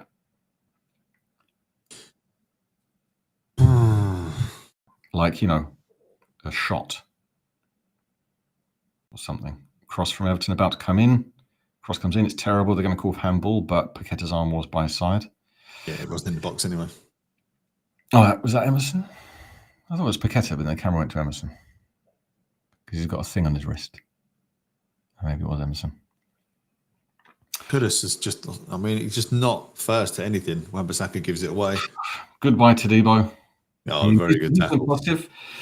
Every game he's had since he's been back, he's been good. Continuously done good things and hasn't made a mistake. I like Tadibo a lot. I think he's a good player. Everton on the right wing. Matter of time before the cross comes in. No, they can go for a shot instead. No. He goes back out to the right wing.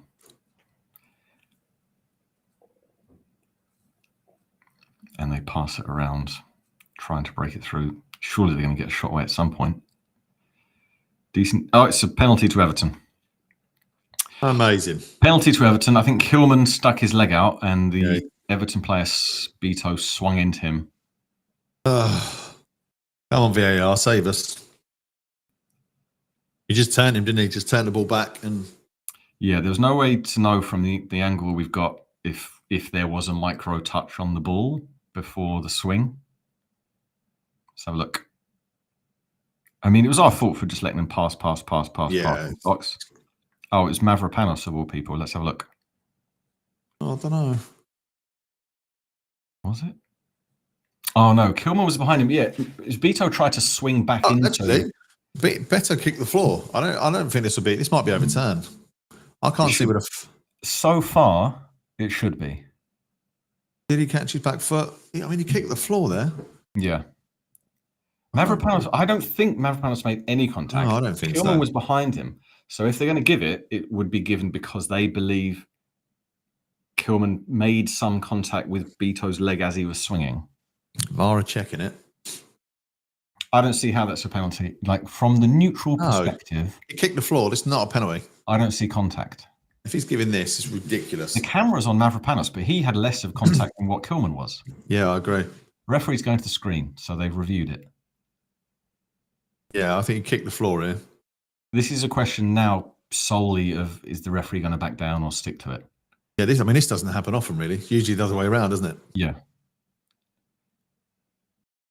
I mean, if they're telling him in his ear, look for contact, they're showing it again now. 0 contact between Mavropanos and Beto. Oh, he kicked the floor. Nothing happened there. And you can also see daylight between Kilman's leg and Beto's leg. If this is given, this is the worst penalty you will see all season, guarantee.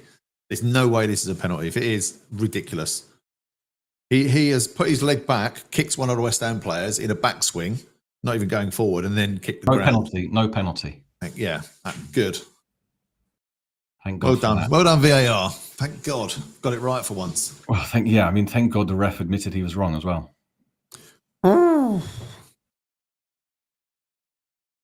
Yeah, on the screen it's no foul Kilman, so they were looking if there was contact on the backswing.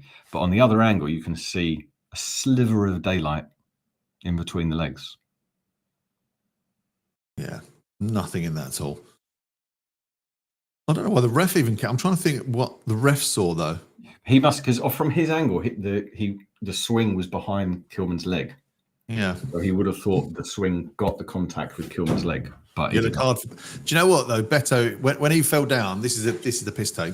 When he was down there, Beto was rubbing his shin as if he'd been kicked in the shin. So does he not get a yellow card for that simulation? Because there's no way.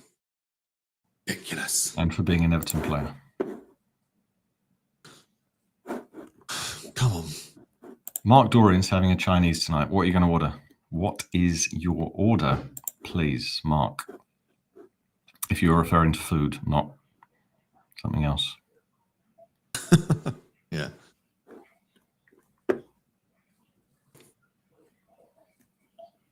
And Everton hoof it clear. And that's half time. What a half. Yeah. This is the greatest league in the world. Jamie Carragher said it was. Okay, well, what are your thoughts on that one? Let us know in the comments, Nick. How would you sum up that half of football? Was it better than last week's football? Yeah, I mean it wasn't worse, was it?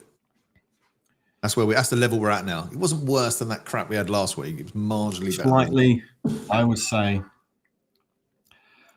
it was slightly worse. Okay. I would say it was like if you being in conversation with someone that you used to be in a relationship with who made you go DIY shopping and you were stood talking about, is this paint color burnt sand or lightened terracotta? And you had to stand there for 45 minutes discussing that. That's the level of entertainment that 45 minutes of Premier League football provided me with.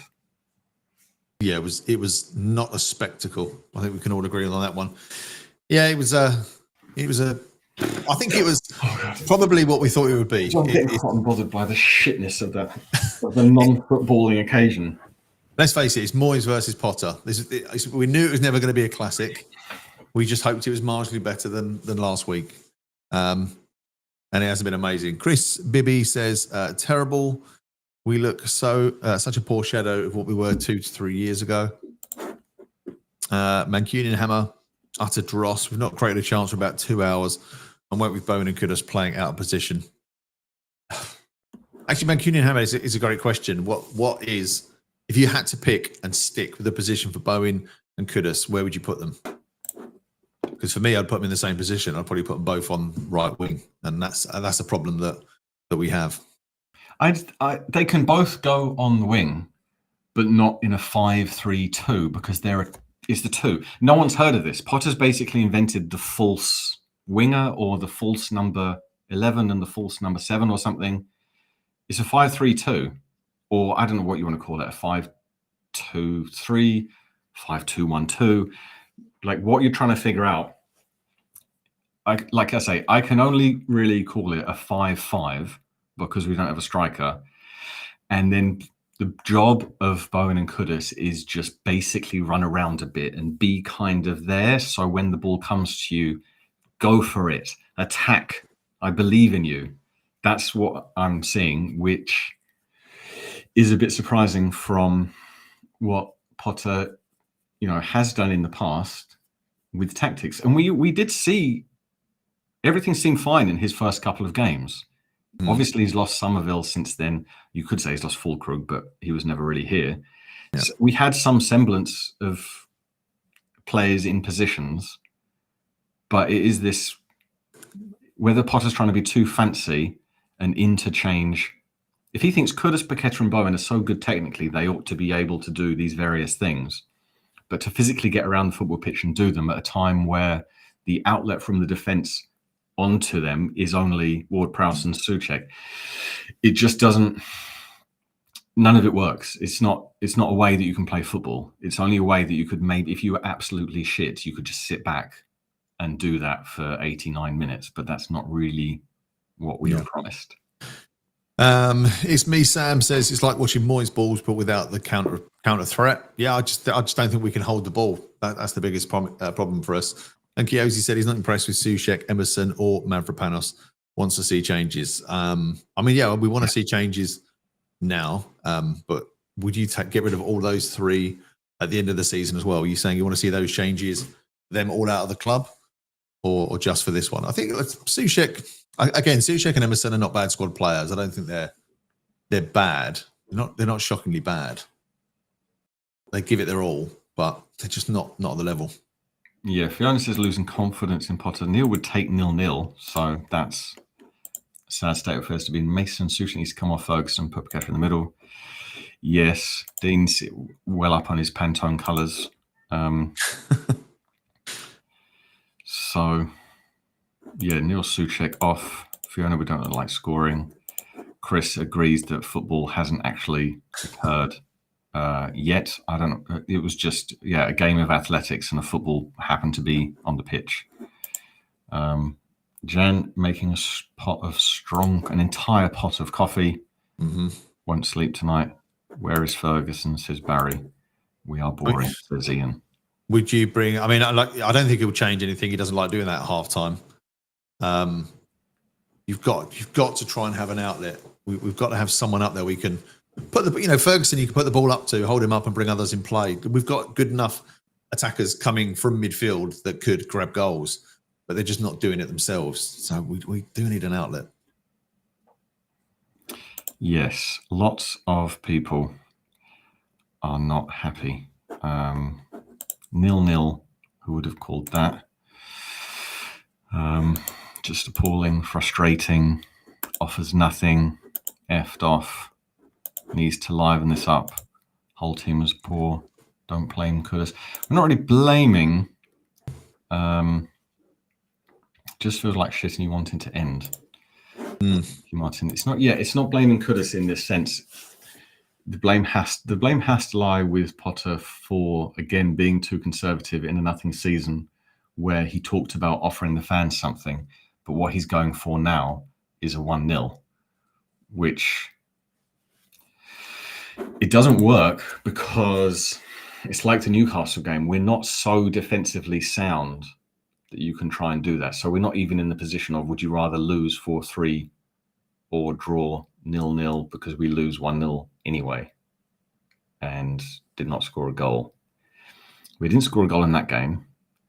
The Leicester goals were gifted to us by the Leicester defence.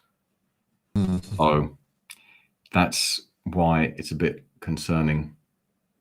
The only thing is if Potter is being told don't play Ferguson by the owner because we'll have to pay another few £1 million if we play him, which is the ridiculous world that we live in with West Ham. No, it can't be that. I know that's a clause, but it can't be that because that would just be... It would be stupid, but that means it's probably true. Whatever you think is logical and good, reverse that, and then you basically got Sullivan. And realise it's West Ham, so that's probably correct. Yeah. I know somebody said in the comments, sorry, I can't find it, so apologies, I can't read it out, but somebody said that our possession problem is Kudus. Like, he just can't hold on to the ball. Again, it's harsh to say it's just him, but he doesn't protect it at all. His skill, get it, turn, run, and that's fine. But it just keeps coming back. And at the moment, I mean, I actually looked at the possession stats. I think only about 50, it's not like 54. I'm going to bring it up on the screen here so everyone can see it. 56% possession for Everton, but it feels like more to me. It feels like more like a 70-30 game. I don't know if you get that sense. At least. Michael Martin, so jealous for other teams that have a go. Again, referencing Brighton, and I know they're a bit hit and miss because they had a bad patch, but they had Chelsea twice and they went for it. Both games. I haven't actually checked any of the other scores, which I usually do when this game is so boring. So Forest beating Ipswich 3-0, Man City 2, Brighton 1, Wolves 1, Southampton 0. Are the only basically interesting things. Forest are having an amazing season, aren't they? I know it's Ipswich they're playing today, but overall. Yeah, Milenkovic scored for them. Elanga got 2. I'm just reading out other goals because other teams score goals and we don't, which is nice. City, Haaland penalty, Marmouche. It was Haaland penalty on 11. I'll just say what's happening in other games because it sounds like it's a really good game. Brighton got one on 21st minute, 1-1, and then Marmouche. So that's happening now. And Brighton to draw is 7-2. Brighton win 10-1.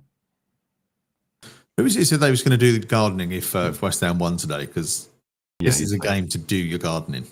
Absolutely on easy street. You will not be called in to do any form of weeding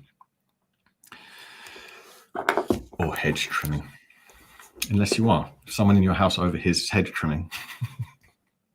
Maybe you want to go and trim your hedge because it's actually more enjoyable than watching whatever's going on. I understand. Nick, somebody has highlighted something in the comments which I think is worth sharing. There's the comments just go up. There you go, Joe.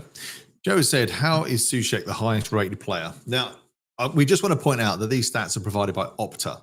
Actually, so this is not us doing it. These are Opta stats officially. But yeah, Souček is rated as a 7.2 in this game. Is anybody else seeing that? Anyone seeing him having a great game? I mean, he hasn't made mistakes. Mark makes a good point. Potter and Moyes have drawn 5 of their previous 7 meetings. Potter won the other 2. Yeah, but he had probably Chelsea squad. So Welsh still picks the players. I mean, he could do himself a favour and put a striker on the pitch, right? That would be a start. Get Ings on. Might do. When we're 1-0 down, see Ings coming on. And Guilherme. I think it's just attacking. We want to see a bit more attacking from West Ham. This is the problem we have at the moment. It's very sideward, slow-paced, undynamic. That midfield is just an issue for us. Kevin brings on a point. We leak goals for fun. Potter's not a miracle. Not fit. That's rubbish, Kevin. The rest of it is opinion-based, but you don't have to be that fit in this game of football. Like, how much running would a striker really need to do, fitness-wise? Even if it's not running, even if it's whatever is demanded in the game of football, you don't have to be that fit to play in this game. Joe Wyber also wonders if we actually might go 1-0 down. Yeah, that's the problem, isn't it? We'll wait till we're 1-0 down to make the subs. And we know that the subs last week were a little bit baffling, weren't they? He just kind of threw the kitchen sink at it. It was all a bit too much too late. I think it was probably the best way to describe that. It was a bit weird. So Jamie misses Charlie because he tried and be a bit positive during a boring game like this. I mean, he left you, Jamie. You should have made your passion and affection for him clear when he was here. And then when Analytics United came calling for him to edit 1-hour videos, he would have said no. He would have said they love me and need me over there at Hammers Chat and I'm not going. But you didn't express that. So it's just too little too late on your side. Plus, he wasn't here when Potter was manager, so be a bit more optimistic. Now, I'm not on the Potter hating bandwagon anyway. I still buy into him. I still think he'll come good, and we know he needs time. I mean, it's not even he just needs this season. He needs this season and probably next season. Like, this is a big job he's taken on with a bit of a poisonous board, poor squad. I mean, it's all up against him. So, but that expected goals has just come up. 0.22 expected goals from West Ham and 0.45 for Everton. If anything screams excitement, it's those stats. Yeah. Yes, it's not. I wouldn't say it's negativity. It's just a bit of frustration, a bit of boredom. I mean, I guess not losing. Does that really mean anything? You want to win this game. You don't want Moyes to feel any satisfaction. You don't want anyone in the commentators, all of those people, and you just want West Ham to win normally. So put all the things together. I'd rather see us go for it and not win and maybe lose in all of those different scenarios rather than grind out a 0-0. I mean, a 0-0, a point apiece would probably suit both clubs when you're looking at the table and where we are, because we're just kind of edging slightly away from the likes of, from those below us. So neither team is going to do anything. This will get us on the board. Actually, Spooky Duke makes a really good point when he says Goodison Park should be carrying us, but it feels like the team are carrying them at the moment. And that's actually a really good way to look at it. They're not dragging us through games. Those players that can really get the game by the scruff of the neck, make something magical, make something happen. Yeah, they're not doing it. They should do. They're on a high enough price tag, creative enough that they should be doing more. So yeah, I totally agree with that. That should be their job. That's what I'm saying. They should be tasked to do that. Just don't bother getting involved. It's Everton. If you two stay up top, us 8 have got this covered. Stay there, and then do those things. DA Crossman, get Kudus out wide. Fluffy Python's recommending that if we both grow facial hair like Charlie, then his memory will live on. Yeah, I mean, the memory, you can all remember. Jay Watson, just join the chat. What's going on with your eyebrows? I haven't noticed that. Let's all stare at his eyebrows. What have you been plucking your eyebrows? Someone plucking for you? Did you wake up and there was a pile of eyebrows on the pillow? Oh, it's the chemo I'm going for. No, I'm fine. Forget about it. Do you need some of that caffeine shampoo and to wash your face vigorously with it?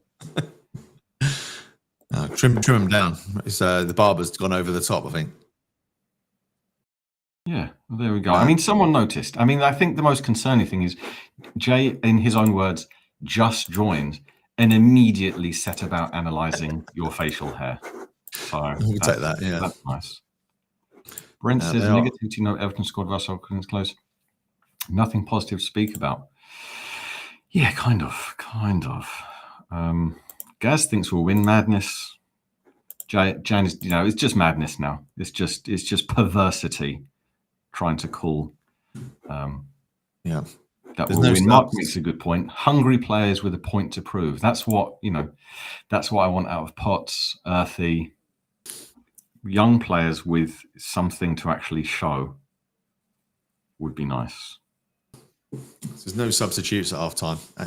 As speaking of squad, would you have more West Ham Everton players? Definitely West Ham players. Actually, just before they kick off, let's have a look at the Everton players. Put them up on screen. Yeah. Which out of those players, who would you take at West Ham? None. You wouldn't take Beto? No. Alvarez? Nope. Pickford? No. I know we hate Pickford's annoying. If he was a West Ham keeper, you'd love him because he's so bloody annoying to everybody else. But not really. Jack Harrison, no. Right, I'm supporting the referee again. Okay, here we go. 45 minutes. 45 minutes of elite footballing activity is about to take place. I reckon this half is going to catch fire. That's my prediction. Kudus passes back to Ariel, who thumps it forwards. Okay. So no one.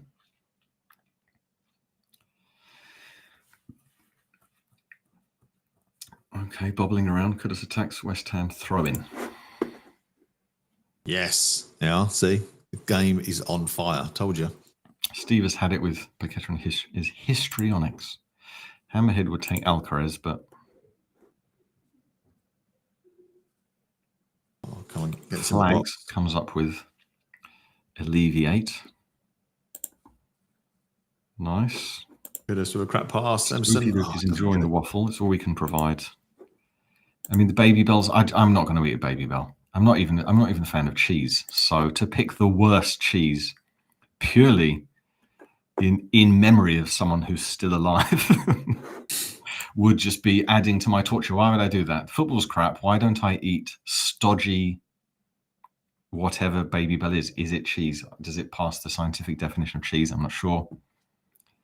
I mean, I've got some dark chocolate here, but my tea's gone cold, so it's not really gonna work without a hot drink to match. Kudus tries to go into the box.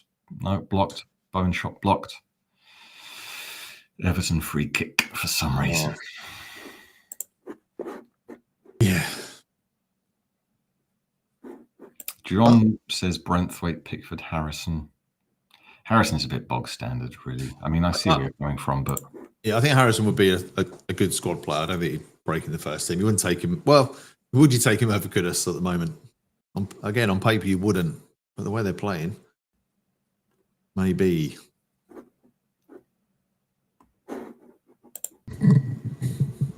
Pickford, I probably would. I'll probably take Pickford. same stuff. Yeah, just playing it around at the back at the moment.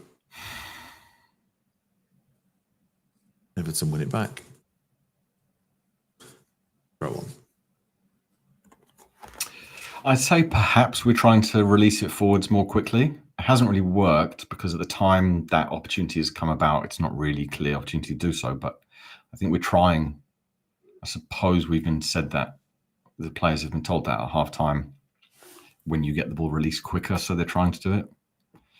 But yeah, it's all scrappy at this point. Paqueta's got a bit of time on the ball, gets it to Kilman, dribbles forward. Emerson up the left. No options, 100% of 0 options. Passes back to Souček. Done well there. Yeah, he made the right decision in that there was nothing there, so he didn't try. But he had his arms up just after that point, quite obviously saying, "What the hell was I supposed to do there?" Which is again, Kudus is central, Paqueta central, Bowen is a bit central as well. So we don't have a left winger effectively. Paqueta's just getting in the way. We've got no left winger. Kilman has got it on the left. He passes to Emerson on the left. There's no one ahead of him. Comes back to Ward-Prowse midfield. Can Bowen turn? No, is that a foul? Yes. Okay, we get a foul. Get a chance to put it in the box. Yeah, it was silly defending by Tarkovsky. To just give Bowen the free kick that he wanted. Right, positivity. Emerson and Ward-Prowse are on the ball.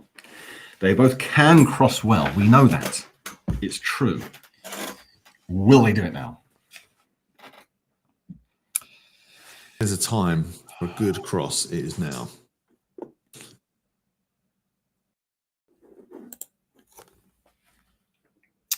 Here we go. Ward-Prowse. Bit of nothingness. Cleared. I mean, it got there, but then it was just like bobbling around and then cleared. I don't know why Ward-Prowse took it. Surely the outswinger would be better than the inswinger at that point. Areola just got that. And Emerson can't keep it in. Everton throw.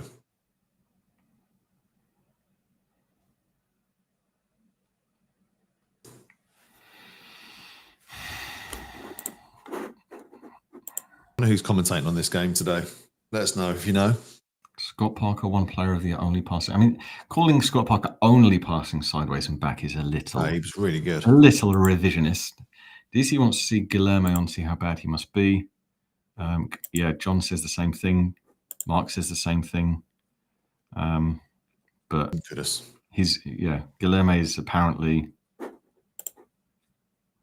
We don't live in a world where West Ham have players corner on the squad, on the bench, and can be put onto the football pitch. That normality that you've lived with your whole lives does not happen in West Ham. Wan-Bissaka did really well there to win us a corner. Yeah.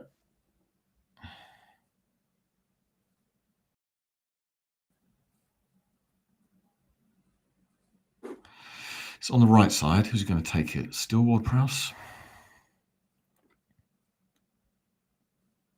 Oh, there's a goal kick. Definitely wasn't definitely weren't a goal kick. No, it was given as a goal kick. Sorry to get everyone excited that we might have a corner. The referee's had a bit of a mare. Says 2 he's missed. We should have been goal kicks for corners, and he's got the penalty call wrong. Thankfully, for VAR. Right, ball's in the midfield with Paqueta, but he gives it back to Ward-Prowse for absolutely no reason. That's what I was saying earlier. He just plays it safe. Ward-Prowse gave it to him, and then Ward-Prowse wasn't screaming for a 1-2. Paqueta could have turned. Nearest Everton player was 2-3 yards away, and he just gives it back to Ward-Prowse instead of turning and doing something with it. Like you read out Lord of the Dead's comment. Backward pass by Paqueta again. I'm just going to be on Paqueta pass watch. I mean, you'd have to say the latter because a ghost is non-physical substance. And Everton have possession. Everton throw in.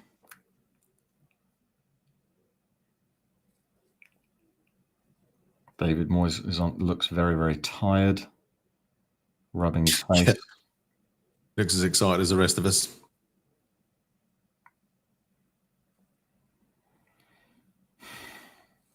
Ball is being just cannoned around the football pitch by both teams.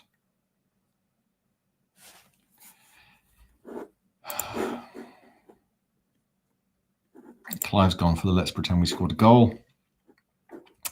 Start eating the chocolate. All right, I'm going to get myself something hot and then eat dark chocolate and then we'll score. Okay, so I will take over this amazing commentary. It's back to Areola. Areola hoofs it. I don't know why we hoof it, because we never win those balls when they're just pumped up. But then, do we play it around? Go straight through to Pickford. And Everton's defence able to bring it out. Chris Clough says, and I think he speaks for all of us when he says, God, we are boring to watch. And it's a free kick to Everton at 30 yards from goal. Yeah. Haseeb says, you just wish this season would end. Yeah, it's a tough one.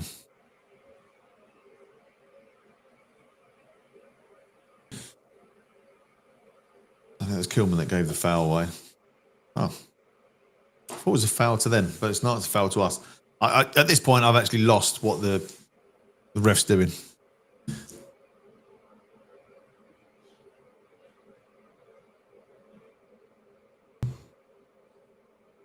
Man, I just wouldn't mind us stringing some passes together. That's a good pass. Coming Emerson, gets across in. Oh, gone. Oh.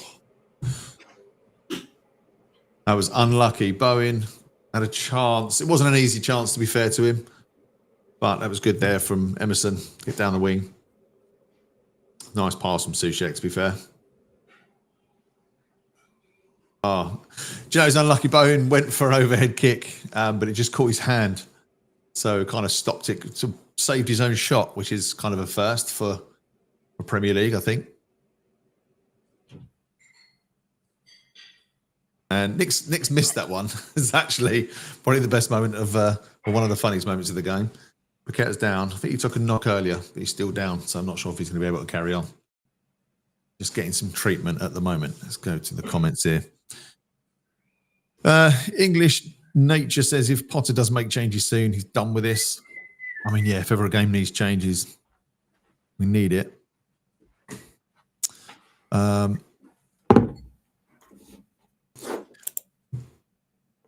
Nick, you just missed. Watch this. Oh, no, not this. Bowen went for an overhead kick and saved it himself. Okay. You can get your head around that and probably show the replay. See, Paqueta's been pseudo-injured again. Yeah, he was. I think he just went down, so I think they're going to have to change him. So we will see a change. Potter's chatting to his coaches. At least chocolate is milk-based. It's not a baby bell, but it might do the trick. So you think an element of dairy by the person on YouTube is really what's going to transmit itself through the ether? If West Ham win, they won't, and all the other results remain the same, I win 130 quid. I wish you well, but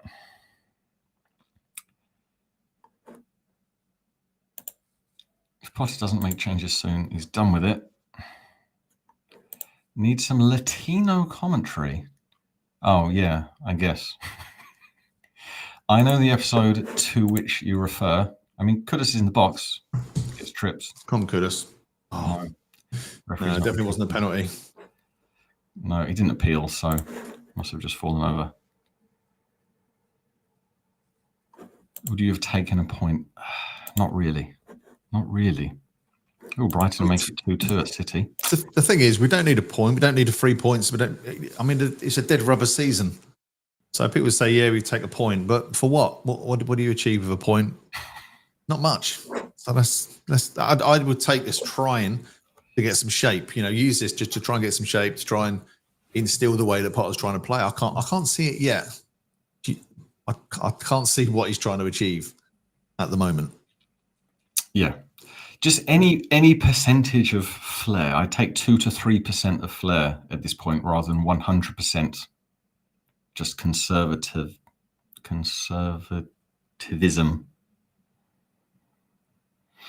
Obsidian says that. Yeah, I mean, apparently my cocoa tastes are causing us all of our problems. DC has actually said people with a more sophisticated palate eat dark chocolate. I must admit, I only eat it because I can't eat a lot of it. It saves me eating crap loads of milk chocolate. It's just milk chocolate isn't chocolatey, hence it's called milk chocolate. And milk, if you're talking Cadbury's or something, that's about 20% cocoa. Not even that, I don't think. Have you ever been to the Cadbury's factory? No, can't say I have. Worth a jaunt with the kids. It's good. Paqueta gives it away for no reason. Did not need to make a particular pass that he elected. Just into a group of players, went to an Everton player. I'm surprised Everton are not sort of broke more. I thought they'd be more counter-attacking. So. Still got the ball, playing it around. Back out wide. Jack Harrison. Crack open the old 72% chocolate. Paired with a bit of South African rooibos. Because why not? Why not? Why not indeed, mate? I don't want to be too caffeinated at 4:20. We need it. Don't you need it for this? I'm prioritizing sleep. Now I have a quieter house than I did yesterday. I'm gonna take a Nitol and have an early night and forget this game of football ever happened. I had a Nitol and a drop of Night Nurse last night so I haven't been sleeping well, but I think tonight I'm just going to replay this again. That'll work much better.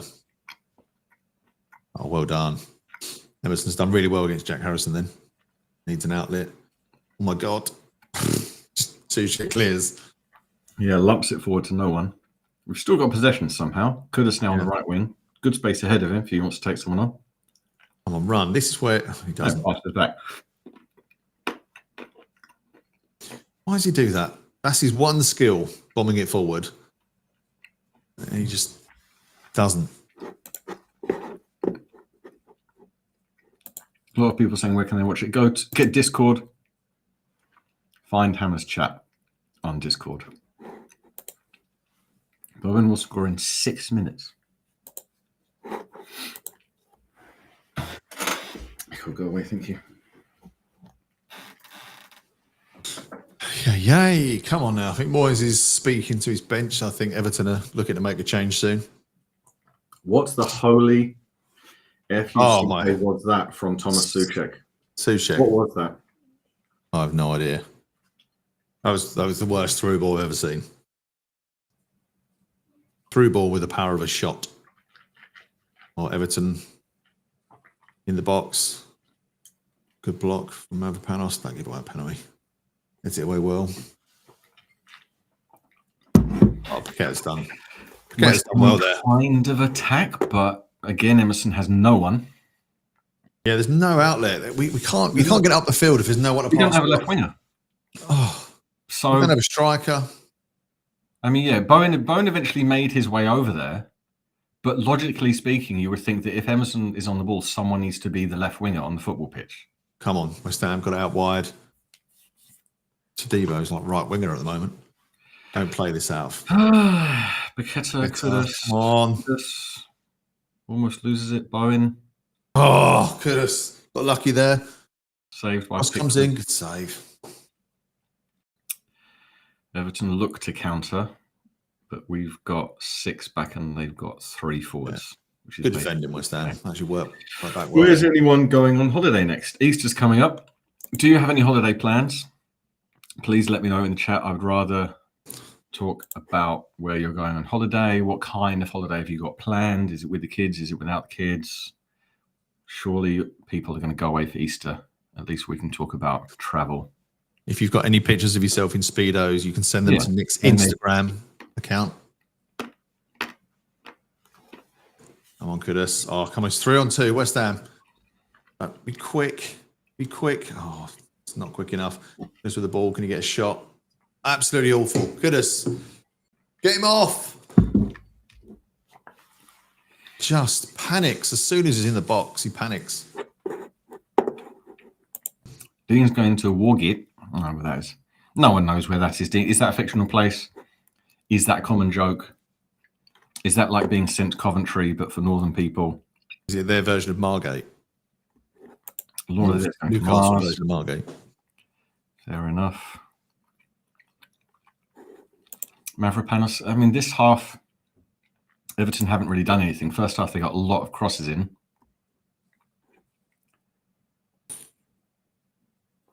Neil is absolutely smashed on margaritas at this point. Fair enough. Ministry of Truth, no holidays. Just go local. Have a staycation. Go to the British seaside. Go to Kent. It's more expensive than going to Spain, though. That's the problem. Go to East Sussex. Go to Hastings. See, a lot of places in England you could try. Clive says Jamaica. Not quite sure what to make out of that. Ricky B, LA, Lower Accrington. Alex Calador. Door obviously means of gold. What does Calad mean? Mallorca, very nice. La-di-da for Alex has already booked Mallorca. That's Koch's first name. Oh, come on. Ariana panics. Ball bounces. What are you doing? Oh, we got lucky again. Terrible defending there. Everton should have got more out of that. A lot of Goodison with the ball. Come on, now run with it. Oh my God, he's passed forward. It's amazing. But yeah, we've had more possession this half. We've been a bit more attacking. We've passed it around in their half, which we did not do in the entirety. Well, actually, that's not true, but mainly we didn't do in the first half. So we're passing it around a bit. But then we've gone back from, we were on the edge of the final third, and we went back to defence.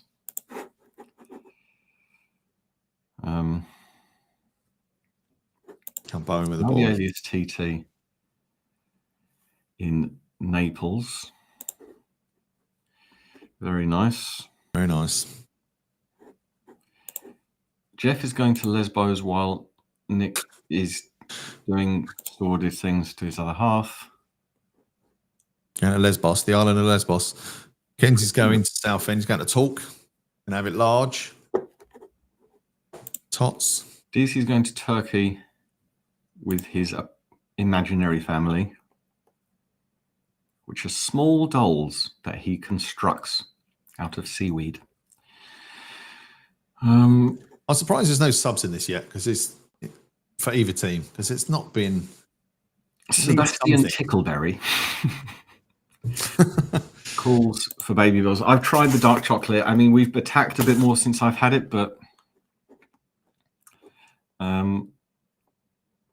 many rude comments that I just can't read out at this point.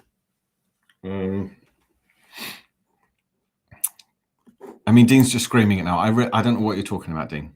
I would like to be able to understand you. I would like to commune with the people of northeast of England, but I haven't been educated to do that at this point in time. Mark is going to Wales golfing.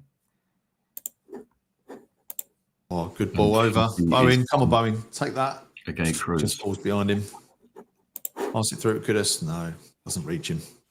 Yeah, get a striker on the pitch. Put a striker in the box and thump the ball at him with your feet.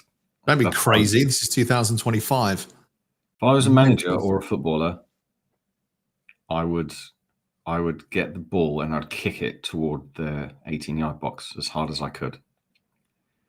Good header there. Go on. Bowen with the ball. Paqueta with the ball. Paqueta's not passing, even though he should do. Passes it backwards. Emerson. Bowen, no options on the left wing. Runs forward. Come on, Bowen. Skin him. Dinks it to Souček. Worst player to dink it to. Yes! What Thomas Souček! Yes! Good goal. The player we all knew would get the ball in the box. Love it. Slot it into the bottom right-hand corner. Great finish. I called it. No one heard me, but I said time and time again, give the ball to Souček in the box. Oh, that was lovely. That was good work. Yeah, Bowen did well. Got a smidgen of luck, but it came from Bowen driving forwards. It came from someone actually doing winger things as a winger. He was on the left, drove forward to that Brentthwaite, whatever it's called, forward. Souček was free. His first touch allowed the ball to then come across his body for a right foot slot.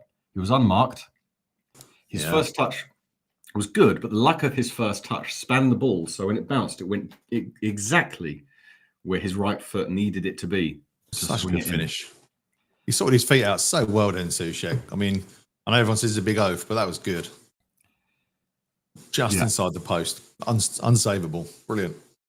Excellent by Bowen, excellent by Souček. From the Everton side, they're going to be fuming about that defending. Yeah, definitely. Because Bowen's quite far away. And then Brentthwaite just watches him. And Souček has got no one in about 2 yards. So when he's got it, he's got time for that touch, bounce, shot. So Bowen runs forward up the left wing. Everton, Bowen drives into the box, shoots. No, at Pickford, West Ham corner.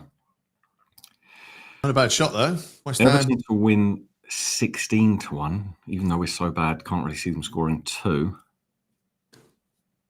Pickford is going nuts at his defence at the moment. It's hilarious to watch because he does go nuts, doesn't he? Yeah. He's screaming because it was Ward-Prowse at that point, was unmarked.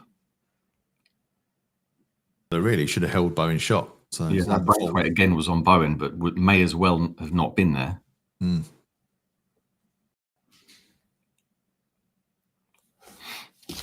There we go. Ooh. Yeah, it only took me 8 or 9 minutes of the Swiss 72% dark chocolate. That was what happened. Fucking baby bells. Ross comes in. Another corner, I think. Another corner.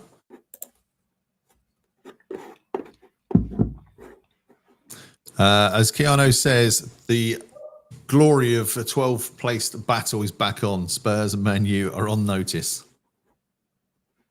They're crapping themselves. There we go. Many people in the chat calling out the power of dark chocolate. Cross comes in headed to Pickford. We're getting shots off though now. I think we need a second, that is for sure. I do not trust us to keep a clean sheet whatsoever. I'll dive on that. Barry says, no jug of camel's piss today, Nick. You were saying, Barry? Your ding-dong. You got your ding-dong out? South African. No, I'm South African Rooibos today. Oh, okay. Anti-inflammatory.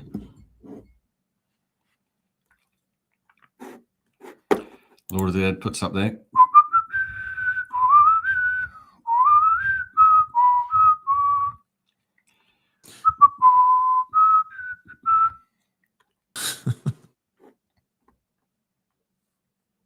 Eat some laxative. I don't know why Shamrock Dan is insisting I get diarrhea today.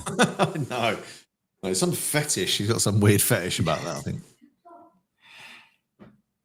Or never to make a sub. Did I miss that? See, Brian Casey's he's always having some kind of fever dream. He's disappeared. He said this a couple of games ago. Is it a quote or something?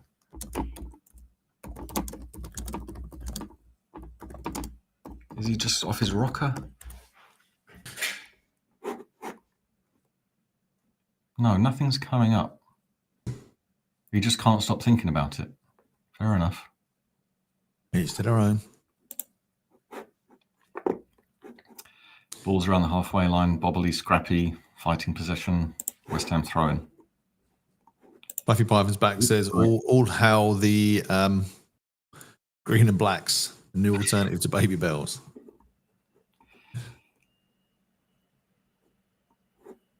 You're very dehydrated. Yeah, well, it was a camel's piss, not mine. I think camels usually are dehydrated, aren't they? You've got all Bear Grylls on us, haven't you? NH Hammer puts in this little POV. Yeah, I mean it does sound a bit dodgy. Suchek Ariola. Slips. We'll go over that now. Everton attacking the right wing, lot of space, cross gets smacked to Emerson, Everton corner. Emerson's had a good game today. He's done well. Not done great going forward, but he's done his defensive duty as well. Yeah. How long have we got? Blow up now, ref. A long time.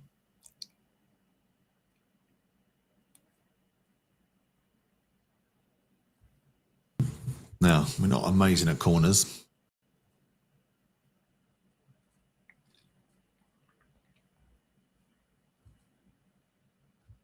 God, take a long time to take it. Comes in. Away, Emerson.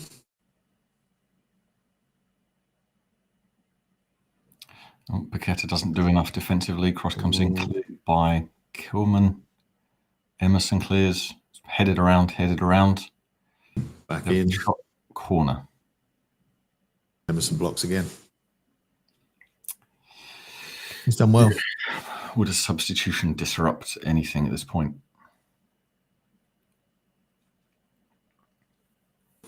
Clive agrees with me. Come on, ref, blow the whistle.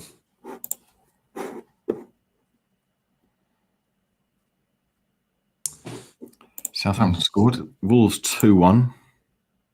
City Brighton still 2-2.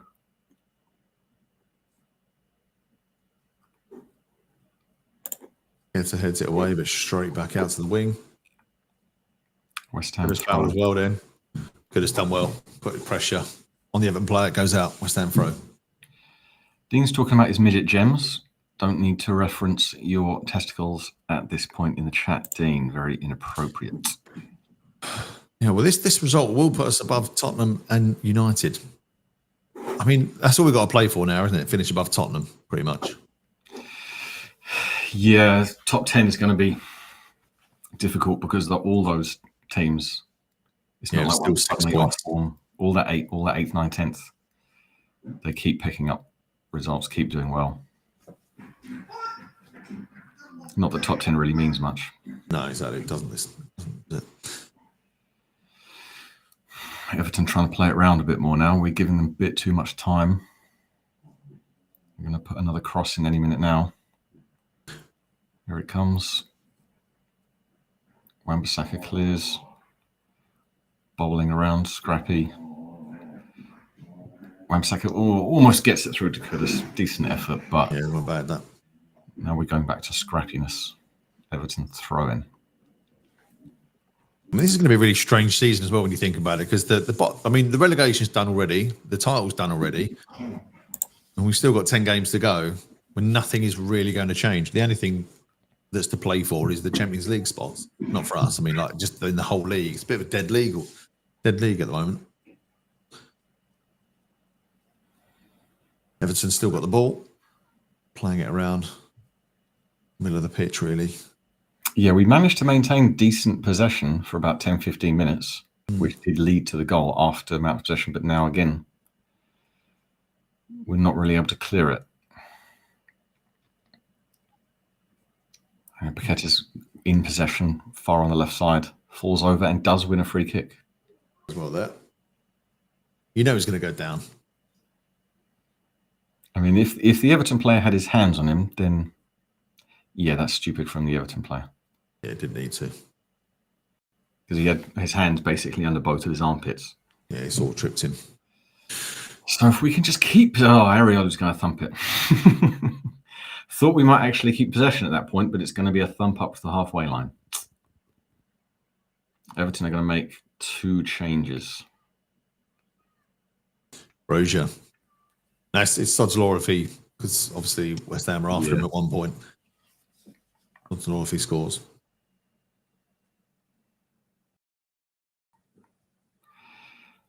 I mean, it's so Everton go a goal down, then they start to actually pass it to each other. Or is it just we sit back? We're not. Rouse gives a foul away. He didn't need to give the foul away. Once the ball got knocked past him, he basically had to give the foul away. But he didn't need to put himself in that obvious position in the first place. He could have just... Way too close. Yeah, could have just taken half a yard. We need a substitution. Who would you take off? Who would you put on? Paqueta's been shocking. I take off Ward-Prowse for Alvarez. Yeah, I take off Ward-Prowse for Alvarez, and I take off Kudus for Ferguson. Obviously, it could be for Guilherme, but that won't happen. It probably would be for Soler, because Potter usually puts Soler on, but I don't think he's going to offer anything. So I'd rather have Goodison. I'd rather have Ferguson up there and someone to aim it at.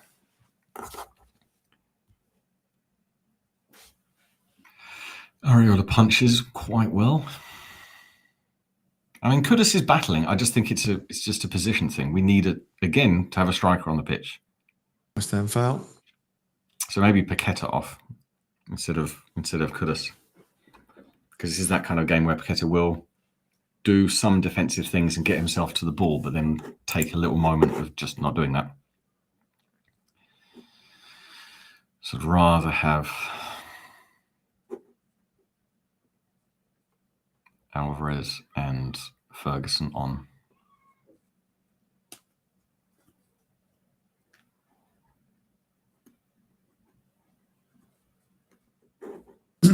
Yeah, not going to make. I can't see any West Ham subs warming up. Can you? No. Close is bring on some pace. John Poops TV. What's that about? Some people hate Southampton. Fair enough. Don't really get that. Matter of penalty for Cresswell. Kudus off for Ferguson. JWP for Irving. I think Irving's not on the bench. No, it's not. JWP free kick. Ambrosia's got the biggest chin in the world. Didn't realise that. Properly sticks out, doesn't it? He'd be offside with that. That's anti-chinist. You can't say that. Neil Thomas says, why does Areola keep punching? Get hold on to it. Yeah, they don't do that as much. He doesn't, does he? We're in their half, but it is scrappy and extreme. Bruce. Okay, Paqueta, Emerson. Emerson does very, very well. Doesn't get a foul though. No. Ref was very dramatic with that. Yeah. At this point, as Everton defence take it out from their 18-yard line, we can't just do what we're doing, which is just walking back now into our half and just watching it as they come, so to speak. Paqueta gives a foul away, but it's in a terrible position, so it's not going to be. He gets a yellow card. It's another good reason to sub him. 80 minutes, quite like Graham Potter to make a change at this point. Paqueta's just given you a reason. 80 minutes in. Would you say that was a foul that did not need to be made? So if you were trying to get a yellow card and you were Lucas Paqueta, would you have done that to engineer that situation? Everton are going to try and cross it in. It's going to be the longest cross you'll see in quite some time. It's nearer the halfway line than the 18-yard box. Cross, thumped in, cleared by Souček, out for a throw-in.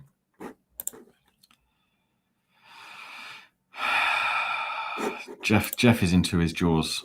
He's quite the mandible fancier, is Jeff.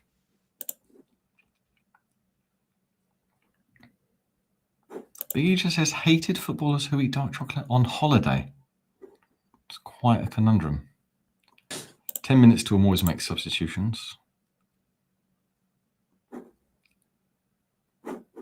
Yeah, if you sub after Moyes does. And Bro's just done well there. 10 minutes left with injury time. Soler coming on. Carlos Soler has got to come on the pitch and run around a bit and pass a bit. That's my prediction for Carlos Soler. Must be coming on for Paqueta. Still would like to see Ferguson on the pitch.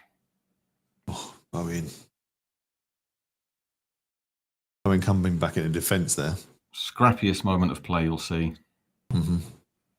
Yeah, the Everton player clearly backheeled it off the pitch, but it's Everton throw-in for some reason. I think the refs had a bit of a stinker when it comes to that today.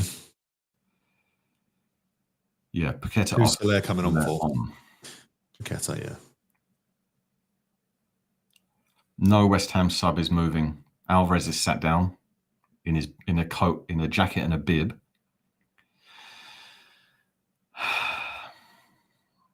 Slightly alarming. Paqueta's taking his time here, quite rightly.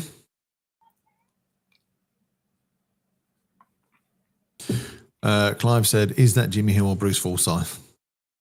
Bit of a mix. It's like the love child of them both, isn't Everyone else is sat down. Ings is sat down. No movement. I mean, you come up to the 83rd minute, just warm up the subs just in case.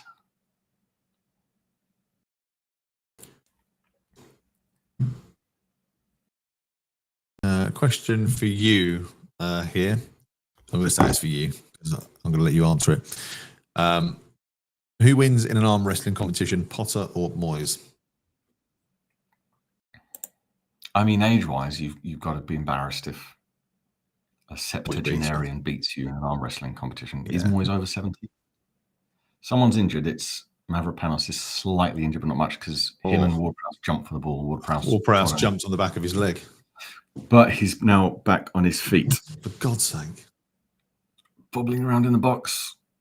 Oh, Everton shot blocked. Blocked by, I think that was someone. My God. Did I have any accumulators where West Ham win? Trevor says, could that be the last time we see Paqueta? Yeah, the court case is this month, isn't it?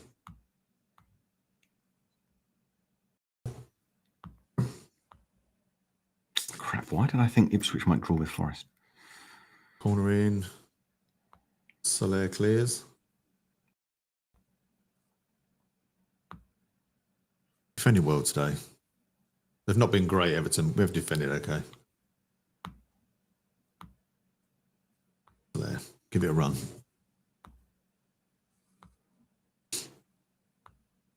Soler's fouled there. Is the ref going to give it? I think he does. Yellow card to the Everton player. Again, I think that's harsh. That's harsh. I think both the yellow cards given out have been quite harsh.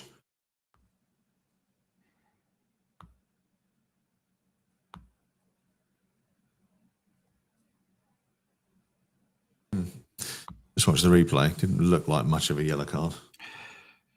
No, it was a bit of a back of the hand glove brush. Yeah, exactly. It's not even his nails. He's got gloves on. So, wimps.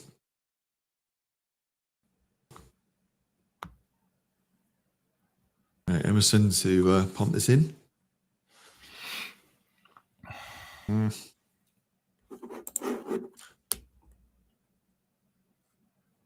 Debo does well. But goes to no one. It's just pinball in the air at the moment. So they got the wrong side. Everton come away with it. Yeah, I just saw this. Because I'm buying Range Rovers. The build tossed a Babel into the trash just as a control in this experiment. It's all getting a bit meta. Hynix wants to see focusing on as long as the final whistle has been blown.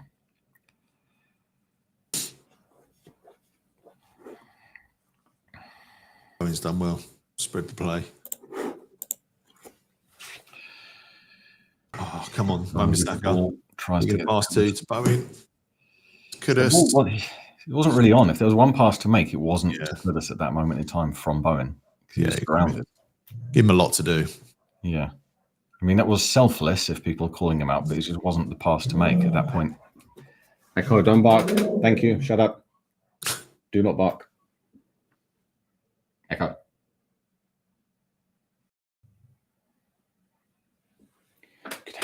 Something ironic you keep repeating the word echo. Everton on a right wing, but they're also completely devoid of ideas. I mean, yeah, that's saved us today. Everton have been crap. As Everton are.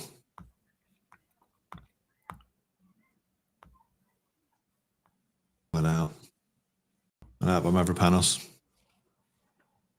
To EVEWHU.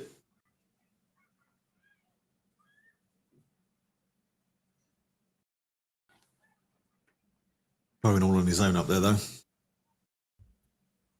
88 minutes, all coming up. Not long now.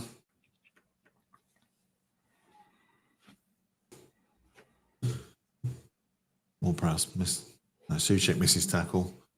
Goes wide. That's a bad pass. Just keeps it in. Still a lot of seeing back.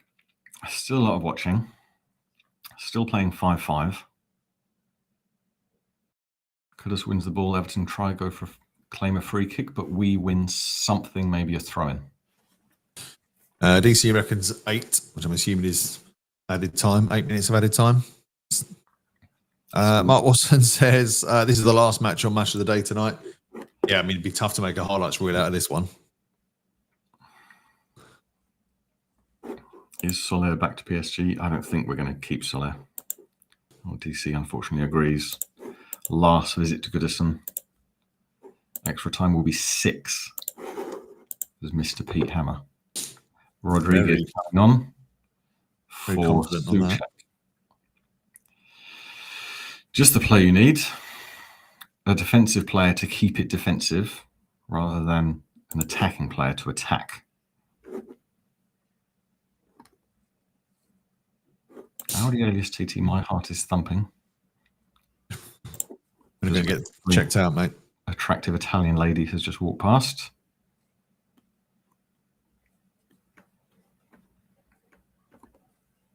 See if you can X the chat and hit the thumbs up button.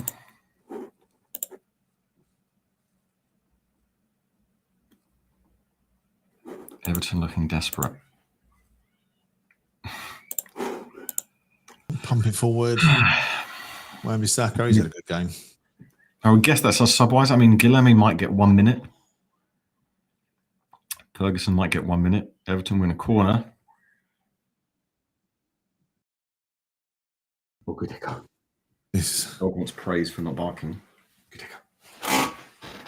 Lewis calls this the God, she's so fat. This is anti-football derby.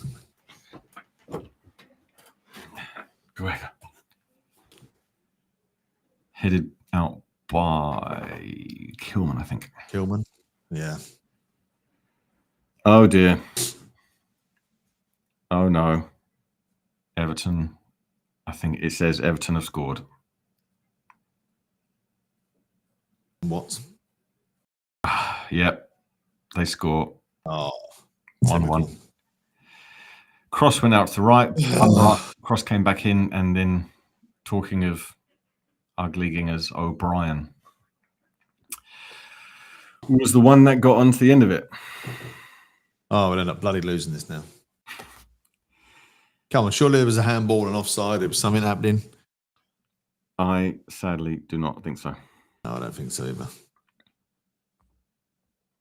Showing us the replay.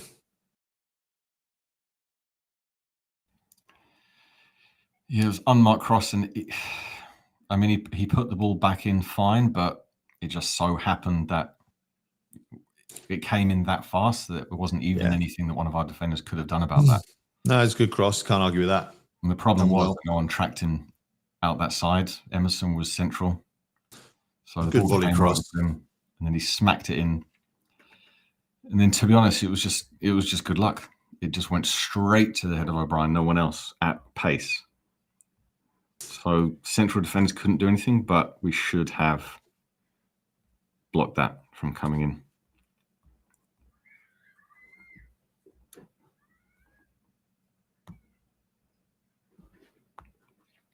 And now Ferguson is onto the pitch. You'll all be thrilled to know. So put the striker on. Todibo and Kudus are off. And now Rodriguez and Ferguson enter the football pitch on the 91st, 92nd minute. I don't find him to eat. Yeah. Audi alias TT. That defensive sub didn't help. Don't eat anything.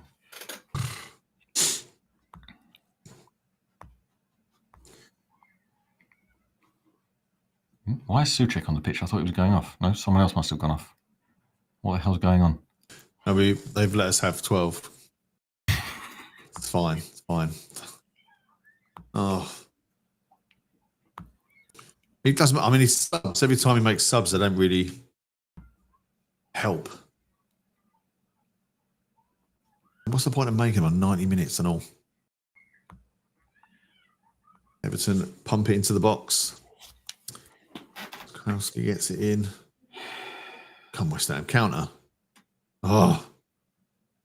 Well, Prowse has not been on it today. Everton win it back. Play it back to Pickford. Trying to see who went off for us then. Just doesn't say. So there. Funny if he went off. Trying to figure out what the hell is going on with our lineup.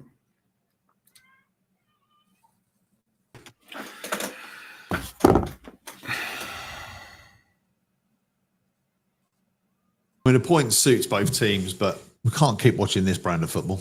That's why we got rid of Moyes. The only reason we got rid of Moyes is because the football was absolutely dire, and it's not improving at the moment. But we've got time. Oh no! Everton have it in the last 20 seconds. Go on, Kilman, get rid. Oof. Anywhere will do. Oh, no. No. Oh, just past the post. Shocking defending again. I mean, the chances they've had, to be fair, they're not had a lot, but they've had a couple they could have scored from, so points probably a fair result. Yeah, I mean, he should have scored from that shot 16 yards away from goal. Maverick Panos' legs. Well, I mean, they tried more in the first half. They got the ball in the box more in the first half. We had a decent 20, 25 minutes or so in the second half, but then we just sat back and the inevitable happened, really, when they have time to get the ball into the box. That's what they did. And that's how it ends. 1-1. I mean, the subs, yeah, it's all over. weird. It's weird that you made those subs so late. It doesn't seem to make the right subs. Come on, Potter. You've got to start getting this right because you're losing people. But onwards and upwards. It's a draw. It's a point. It suits probably both teams. So, yeah, I hope it didn't ruin your weekend too much. Have a good one.